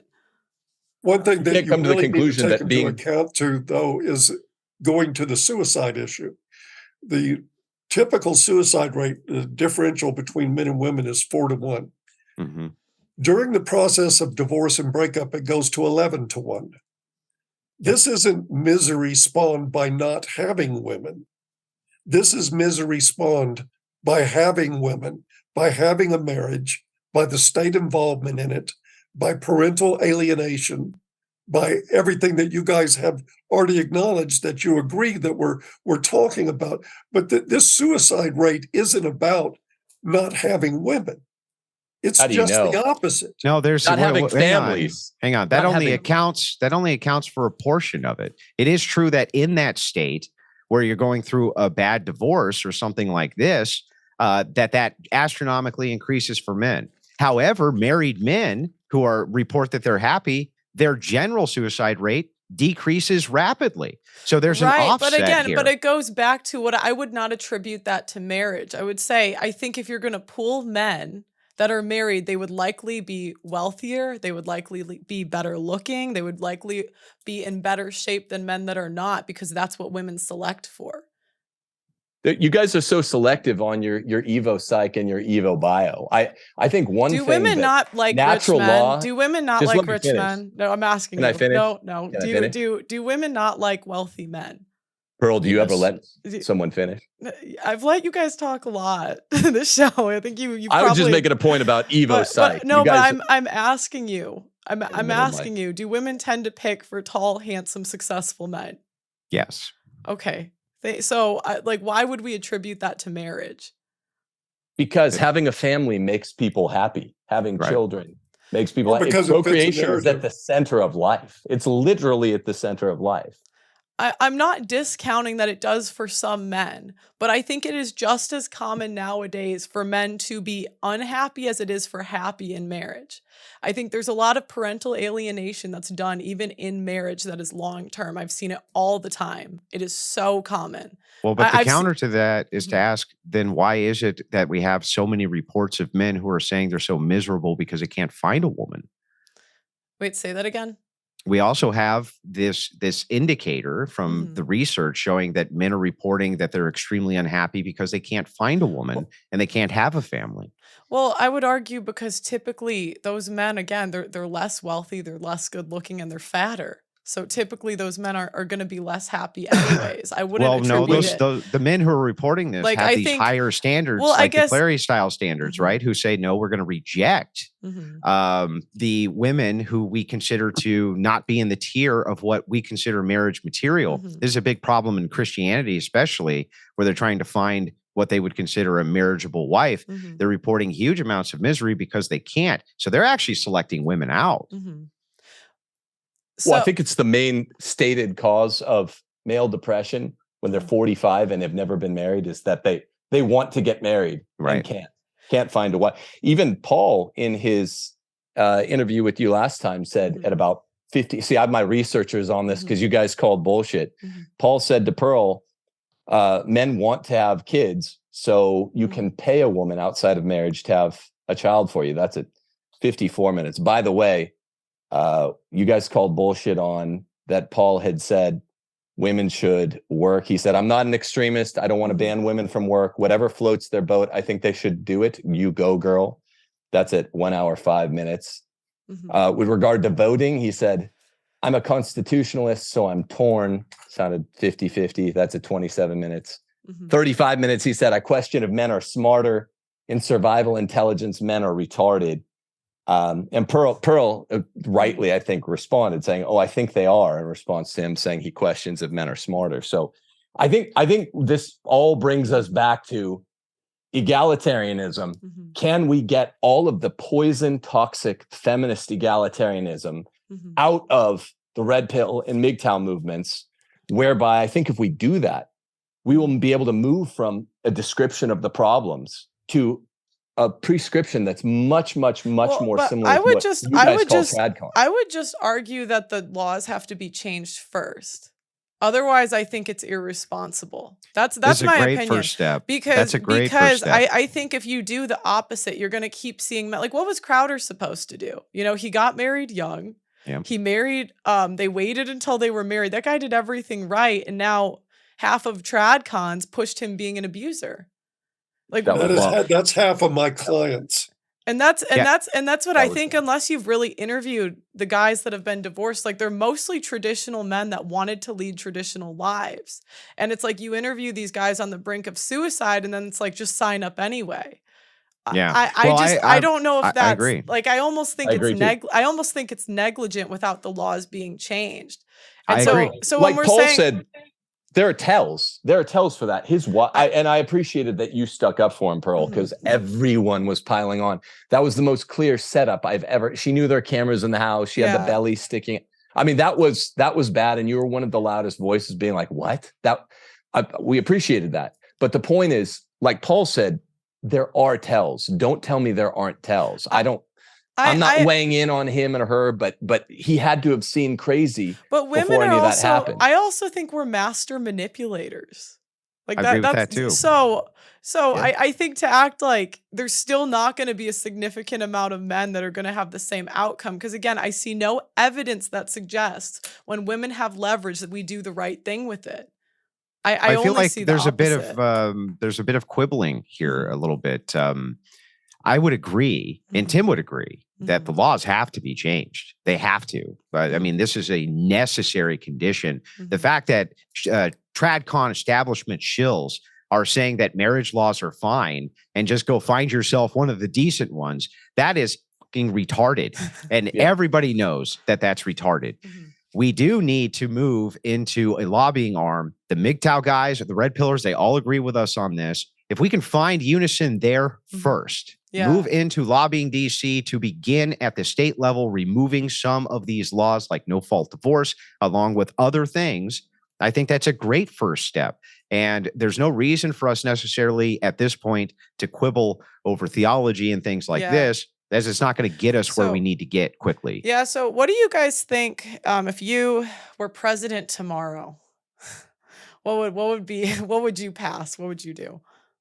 Sales tax. Eliminate all tax, but a sales tax. Oh, you mean in germane to this topic of conversation? Yeah. Oh.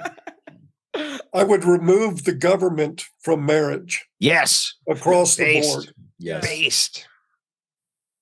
Okay. That's awesome. So, I mean, from a unilateral perspective, if I was the dictator of the United States, I'd repeal the 19th Amendment immediately. I would limit democracy, just like our founders intended, so that everybody, a stupid 18-year-old could not negate Paul's vote, could not negate Pearl's vote, right? I would limit it immediately by putting in some type of public service that was brutal, maybe something like 6 years unpaid.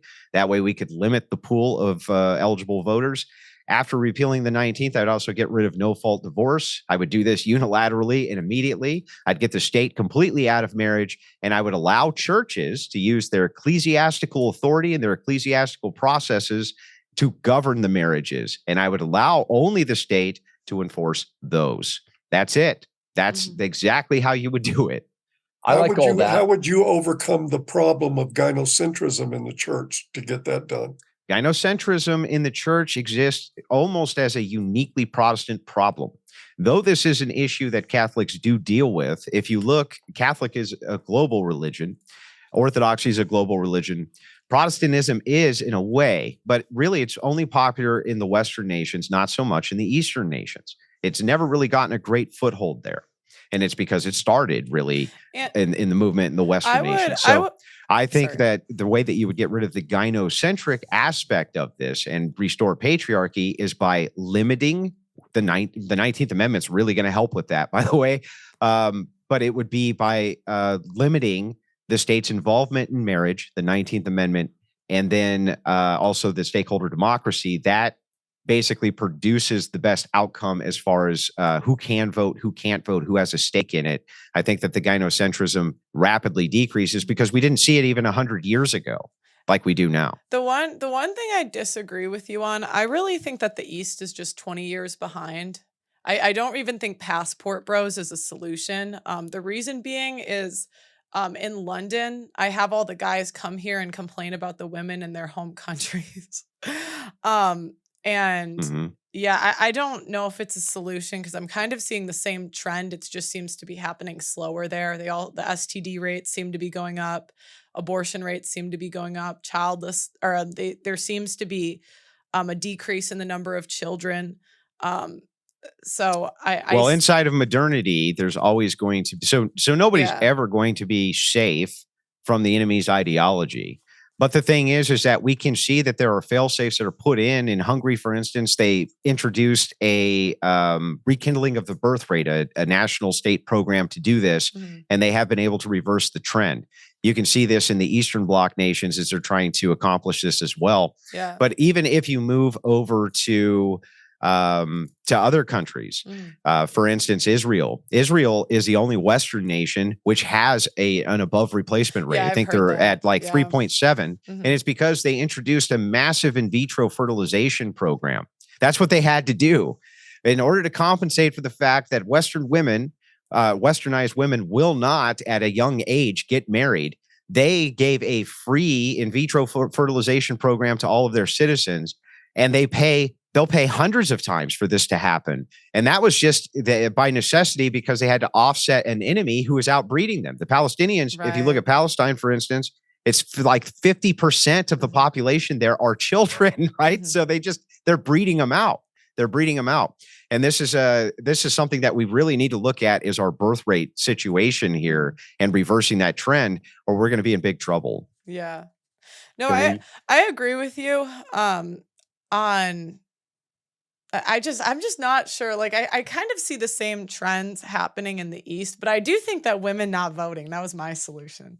That was number one. Or there's a workaround for that. Just basically make one vote per household, net taxpayers only.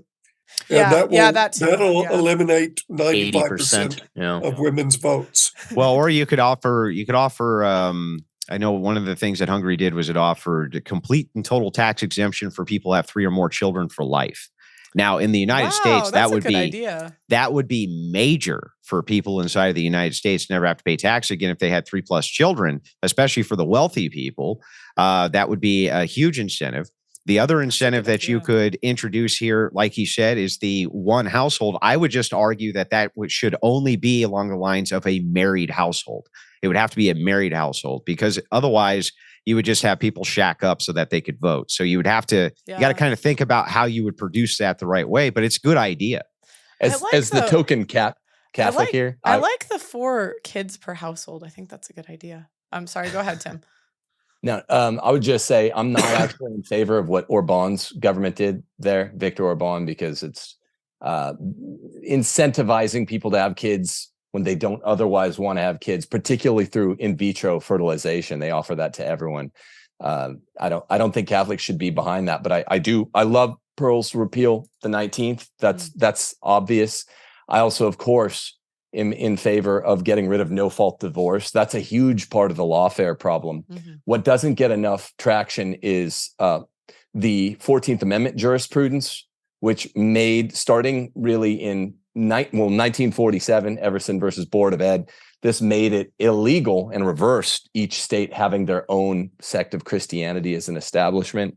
That's a huge part of this. If we're going to have Christianity start playing a role again in marriage instead of the state, I don't think I favor getting the state out entirely, but I would want it to be a state legislature thing, not a Congress thing.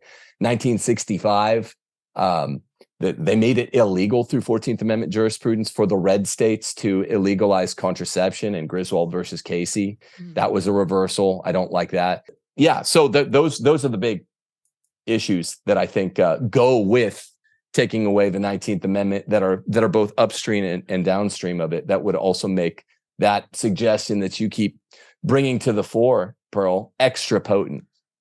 Are you going to get a t-shirt? Women shouldn't vote. You get a t-shirt? I will. Yeah. I will. I'll wear it proudly. Two things I'd add to this, though. You have to eliminate the welfare state. You just have to get rid of that. There's no welfare. Yeah.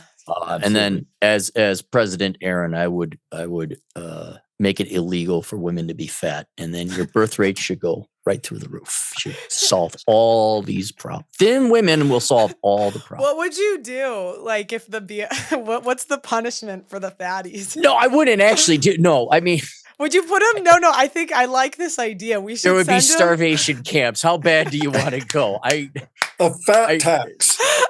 There would. I would not do that. A sin no, tax. I actually think this is the best idea we've come up with. Your height to BMI, you get charged per mile. Yeah, I've thought about. I think we should ban plus size clothing. I like that. Then we have a lot of ugly fat people naked. Pearl, No, you're not thinking too far ahead. I really think no. We'll send them when they try to order the clothes. We'll send like a treadmill or something. Or like running shoes. It'd be a lot of fat people in thin person's clothing, which is not a good idea. Yeah, they're gonna sew it together and wear blankets. Right. Oh, one thing I forgot is quit incentivizing, especially women, but all young people to go to college. There are tons of federal government incentives to go to college. My fourth book is called Don't Go to College. I nearly missed that one. College is where a lot of goodly young people lose their religion, their faith, their morals. It's where the body counts sky through the roof. Syphilis does, and all the STDs as well. You got to quit incentivizing anyone but natural scholars to go to college. Go to trade school. You can be making $100K, like what Andrew was saying, by 19. These people are going into debt. It's the most irresponsible form of debt, and it's a moral debt because kids are coming out unrecognizable, good kids, to their Christian parents with body cancer. It's so bad. You know, horrible. Even in the undergraduate schools, like it's funny. I have a little sister. She literally has a sleeve. Imagine me, my family, 2 Christian, like her Catholic conservative parents. And she comes out of high school and goes and gets a tattoo sleeve. It's like, why God? And it's because literally she had like a liberal, it wasn't even from school. It was like her horseback riding coach. Like you wouldn't even think, but it's like literally they infiltrate the kids and try to influence them at every chance they get. It's so sad. Really sad. Okay, but we kind of agree on a lot of stuff. But everyone thinks we should eliminate the welfare state. Yeah. Okay. Everyone, no college generally, except for no federal support for college. Right. No so we don't support, want the government to subsidize via student loans college degrees. But if college was ever worth anything anyway, the best and brightest, it was supposed to be for the best and brightest. And if everybody can just go, then it's no longer for the best and brightest. Now it's just for the lowest common denominator. So that type of incentive program leads actually to the lowering of standards. So that's one of the major reasons that should be definitely looked at and pulled back. And it's caused huge amounts of debt for no particularly good reason. Yeah. Nobody's advocating people shouldn't go to college, only that it should not be subsidized and so that the standards are lowered. Or culturally pressured. It shouldn't be so culturally pressured. Everyone should go. It's bullshit. And then eliminating no fault. Does anyone disagree on that? No. Yeah. And then I think, did I miss anything? Oh, and then Repeal the 19th. Oh yeah, women shouldn't vote. Anyone disagree? Paul, on a technicality. Yeah, me too. On the technicality. My ideal system would be you pay a sales tax, you vote.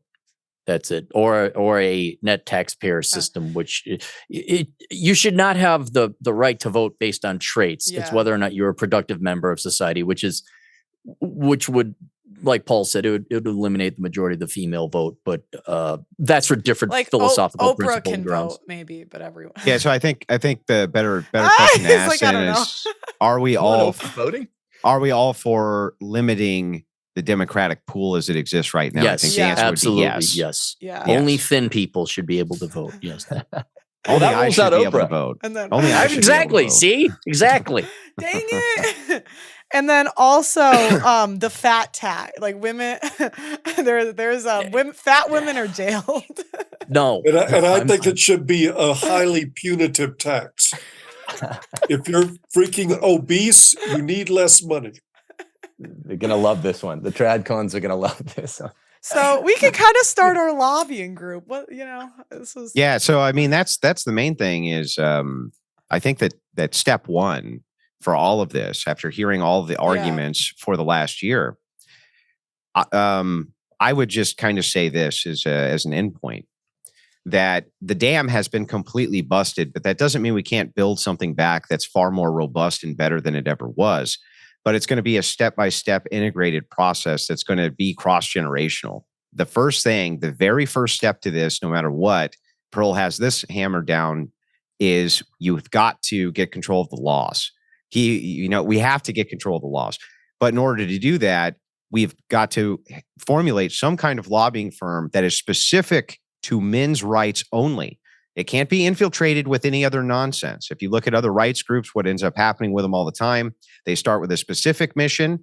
And then once that mission is accomplished, they turn into something completely different, which usually is contrary to the original mission. A men's rights only advocacy group. It doesn't advocate for women too. It's not what about the Mendo, right? It's not there for the women too. It's just for men. That rights group, it will, I guarantee you by necessity, the way that the population is going now, they will get their war chest filled, their coffers filled, as long as it has good spokesmen and it has good representation to DC lobbyists. You can begin to infiltrate that process and at the local level, get a foothold somewhere. You just need it somewhere. Mm-hmm. And then you can begin to expand the ideology, just like the feminists did, just like the communists did, just like the left has done. We can do the exact same thing in reverse. Only thing is, I just want to throw in a caveat there. I mean, I've been watching this stuff and been involved with people working on these very issues for a long time now. I know the work Ed Bartlett's done over at SAID. Warren Farrell is trying to get a commission on White House commission on boys and men. We're a long way from anything like that getting traction. This stuff gets shut down so fast, so hard, so dismissively. It's a non-starter for any politician out there. There's 2 MPs in the UK that will actually speak about men's issues, which is really interesting. Philip Davis and his wife will speak about men's issues unapologetically.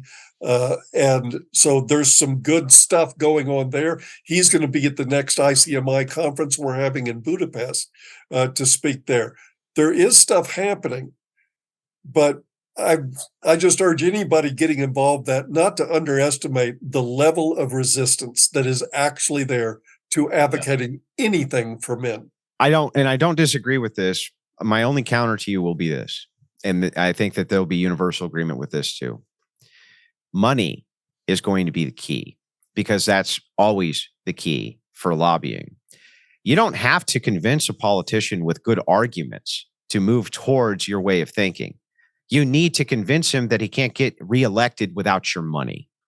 And if we have an advocacy group which is based around a large war chest moving into advocacy in DC, you will see a lot of money pour into that, and politicians will clamor to get at that money. That is the way that feminists were able to accomplish all of their goals, and their handlers, that was the way that they accomplished their goals. Same way the communists did, same way all of them do. We can do the exact same thing. It's just that we aren't. And a lot of it is because we won't even get to a universal agreement on what the solution here should be if we did have a men's advocacy group. But if we can at least universally agree the laws have to be changed, I think that's a good start. The simultaneity of common action is needed here. And I think that's all I think that's really all Andrew and I are saying that maybe 2 or 3 of you guys disagreed with. We're not saying table the alteration of the lawfare, do that later. That's what the mainstream tradcons are saying, and we agree it's BS. We're saying there should be simultaneous action in the macroscopic and the microscopic. This means men, all we've said really against MGTOWs, men should be looking. There are women out there who are still willing to be led. You don't have to wait. And since it's such a big project to take on this Leviathan that really is at root at the center of society, the gynocentrism, we need all of it going together, macroscopic, microscopic. I think that's all we're saying that's veered but you at would, all. You would agree there aren't enough of those women to go around, though, right? Well, we didn't get to talk so much about leadership. Yeah. So no, I don't know what the number is. Okay. It's low. It's low in terms of numbers of women that are perfect, like near perfect right now. But like Andrew said, non-perfect people have entered into really, really close to perfect marriages. I have some of them as mentors that I mean, this is why we were trying to stay away from overtly religious themes today, but as a sacrament, as a religious sacrament, I became a much, much better man, and my wife became a much, much better woman. And but I'm saying it's still ennobling. You would still agree that there's not enough of those women to go around, though, right? Yes. Okay. So it requires leadership and a combination of factors, which is why I'm saying simultaneous, concomitant actors. You need, and some men are going to get left behind, and we don't want them to be in misery when they are. Right. Okay. Why don't we do final thoughts now? So I know you guys so Aaron, do you want to start with any final thoughts you have? Sure. I would say, for a practical bit of advice for everyone to take away, so if you're a young man or a man in general, is you got to protect yourself, because if you are financially crippled, emotionally crippled, etc., you're not going to be of any help to yourself. And using the stats, being a statistician and an economist, we talked a lot of idealism and it doesn't discount any of what's been said, but you have to be practical in your choices. And I'm not religious, so full disclaimer there. And where there is an ideal, and religion can be good for you, you're not going to do yourself any favors spending all this time dating a bunch of girls chasing a unicorn. You have to be incredibly judicious and economic with your time and your resources. And so, whereas I am not a defeatist and like, oh, all the girls suck, certainly by all means pursue a relationship. If you think you found the right one and you vetted her, go ahead and get married. But the numbers are not in your favor. And so I would be very careful today going forward. I would also be open to the possibility and the idea that maybe it's just not your time. It's not this generation. Don't not invest in the pursuit of women, but be intelligent about it so you don't waste your life in the process. And that'd be all I'd have to say there. And ban all fat chicks. That was the other thing. That was the best. That's gonna go in the commercial. Tim, go ahead. Okay, thanks for putting this on. Again, this is the only channel that's really throwing people like Andrew and me in the mix with you guys, and as everyone can see, without just singing Kumbaya in a fake way, this is 90% agreement, 85, 90% agreement.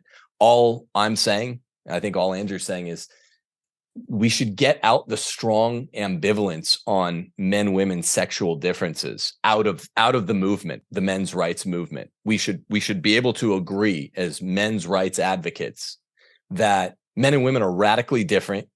Men need to be leaders. This doesn't mean what the establishment's saying. Men shouldn't just take bad divorce lawfare on the chin. Mm-hmm. It does involve rights and duties, though. And we need to be crystal clear that leadership is to men, and homeliness and domesticality, this is the domain of women. And once we agree on that, then we can go far. It's a big Leviathan, and we need to have all of the chambers working here, firing, to say, people in their private lives, give young men questions to vet women, like, hey, do you want to be a wife? Do you want to be submissive? A real Christian wife, not the not the version of Christianity that's been watered Mutual down and submission. attenuated. No, there's no mutual submission. No. It's awful. And it has infiltrated into Yeah. Roman Catholicism as well. Mutual submission came from Catholicism. It's awful. But that's I what know. guys like Can us we need to deport be out this there. Pope? I decided. I was like, can we deport him? The Pope now? It's a whole, oh my gosh. It's a whole. I was just like, my grandma was probably rolling in her grave right now. Like she saw what I was think going Tim on. Tim So would bad. deport that Yeah, I know. Pope, just so you know. But Yeah, if I could. My grandma, I swear, she's Without- like, We'd be excommunicated, but yes, that's a real solution. That's a lot. But anyway, I've enjoyed this a lot, and literally, Pearly Things is the only sizable channel that's willing to do things like throw MGTOW, Red Pill, real Christian patriarchists like Andrew or me in the mix, and there's a lot more agreement there Mhm. versus the sort of fake and fake, representatives of the establishment. So. And things like stand up for, guys that have been recently slurred by such establishment. Mhm. You said Crowder. So thanks. And Yeah. I do enjoy was the most- having these conversations. that was the most disappointing thing. I felt like all of my heroes were like growing up, like I loved watching them. And then it was like they all were just piling on to this poor guy. I was like, I couldn't even believe it. It was bad. shills. Andrew, do you want to go? Yeah. So first, let me thank Aaron Clary, and let me thank it's Paul, right? Is that right? Did I get the name right? Did I get the name wrong? Okay, I got the name right. Thank you so much for the conversation today. It was a ton of fun. I'd like to talk to you in the future. In fact, if you find time.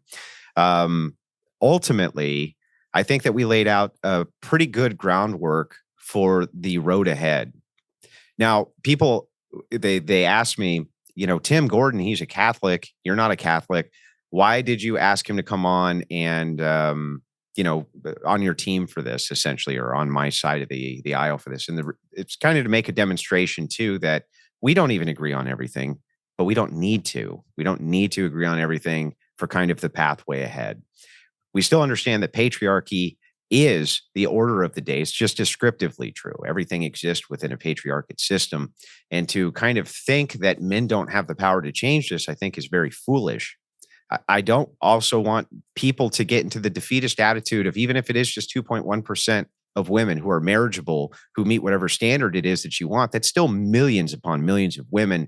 And you don't have to check out of the process at all. Mm-hmm. And you should take your time finding a wife. You don't have to dive right into it immediately. But try to understand that as these laws and as these conditions continue to collapse in on themselves, the population continues to collapse in, that there is great hope.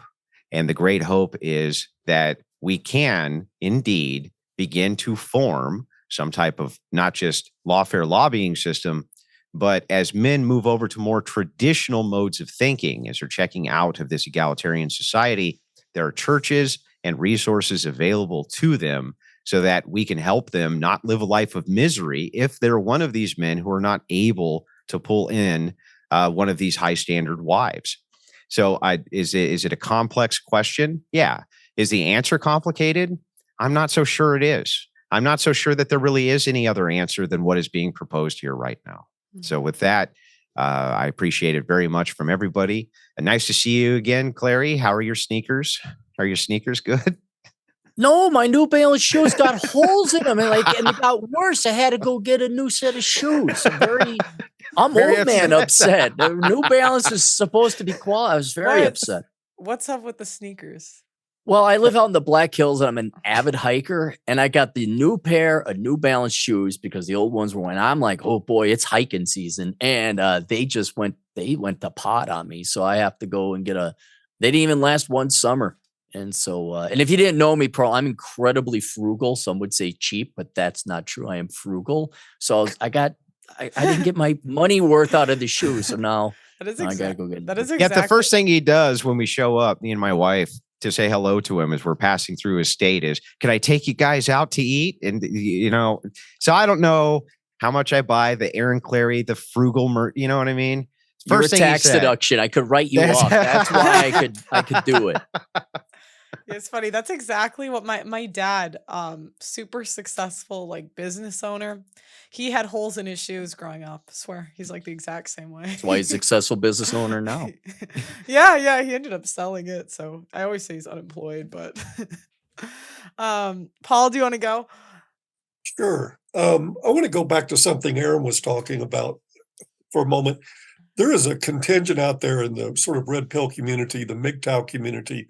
There is definitely a contingent of guys who have not worked on themselves, who have not improved their lives, who have not taken risks, who have not really tried to build their empire, and they're not able to attract women.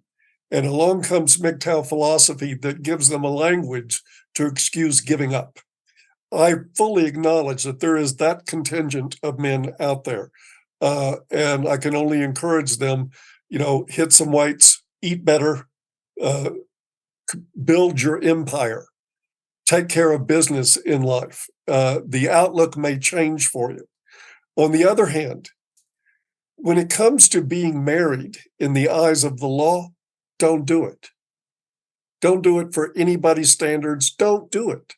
Stay away from legal marriage. Stay away from commingling assets. Stay away from fat chicks with pink hair. Stay away from women who haven't talked to their fathers in 20 years. Stay away from women who show a hint of vindictiveness. I mean, there is these guys, Andrew and Tim, who I've appreciated listening to very much. They both have hinted at leadership, and there's some real truth in that. You have to screen women. You have to test them. And with all respect to Tim, I'm not testing them by asking them questions with easy answers so that they can tell me yes. I'm testing them with shit tests and with behavioral observations of noting whether or not they act with vindictiveness in life, listening to them when they talk. If you listen to a woman or anybody talk for any length of time, for that matter, they're going to reveal to you who they are. And I think men's biggest problem is that we're not even trained to pick up on red flags. Men are trained to win the approval of a woman. That's their job, just to win her approval. And when you're acting on that training, you're going to end up talking to me on Zoom for too much money. So when it comes down to it, I mean, that's my general advice. I think these guys have a great idea. Perhaps 100, 150 years down the road, we will be able to have a society where marriages are stable and the government's not involved. Who knows? In the meantime, marriage is fucked, completely and totally fucked. The pool of women are totally and completely fucked. They're not available. I don't care how well you train. If guys went out there and started leading, 2.7% of them would end up with decent wives. That's the numbers that we're looking at out there. So while I agree in principle with everything Andrew and Timothy, and I think their intentions are great, they've really got some good ideas. This world is not ready for them today. Today, it's time for men to walk away from legal marriage. That's my 2 cents. Well, thank you guys. Base. It is. Well, thank you guys all for coming. I want to make this like a semi-regular thing. So on the network page. So I think it'll be good. Guys, make sure you like the video and go subscribe and follow all of them. And like the video on your way out, subscribe to the channel. Also, guys, get yourself a Women Shouldn't Vote t-shirt today. While I agree, there's other people that shouldn't vote, like crackheads and all these other things. Look, the number one problem is women voting, okay? Like, let's just be honest here. All the crackheads would get together and vote. And trying to say women can't be crackheads? Oh, is that what you're trying to say? They certainly can. I meet a lot of male crackheads outside of my building here, so I'm a little jaded. There's like a homeless shelter down the street. I don't like it. And, but anyways, we could get all the male crackheads together to vote, and I bet you they would still vote better than women. I swear to God. Anyways, guys, like the video on your way out, subscribe to the channel, and I'll talk to you next time.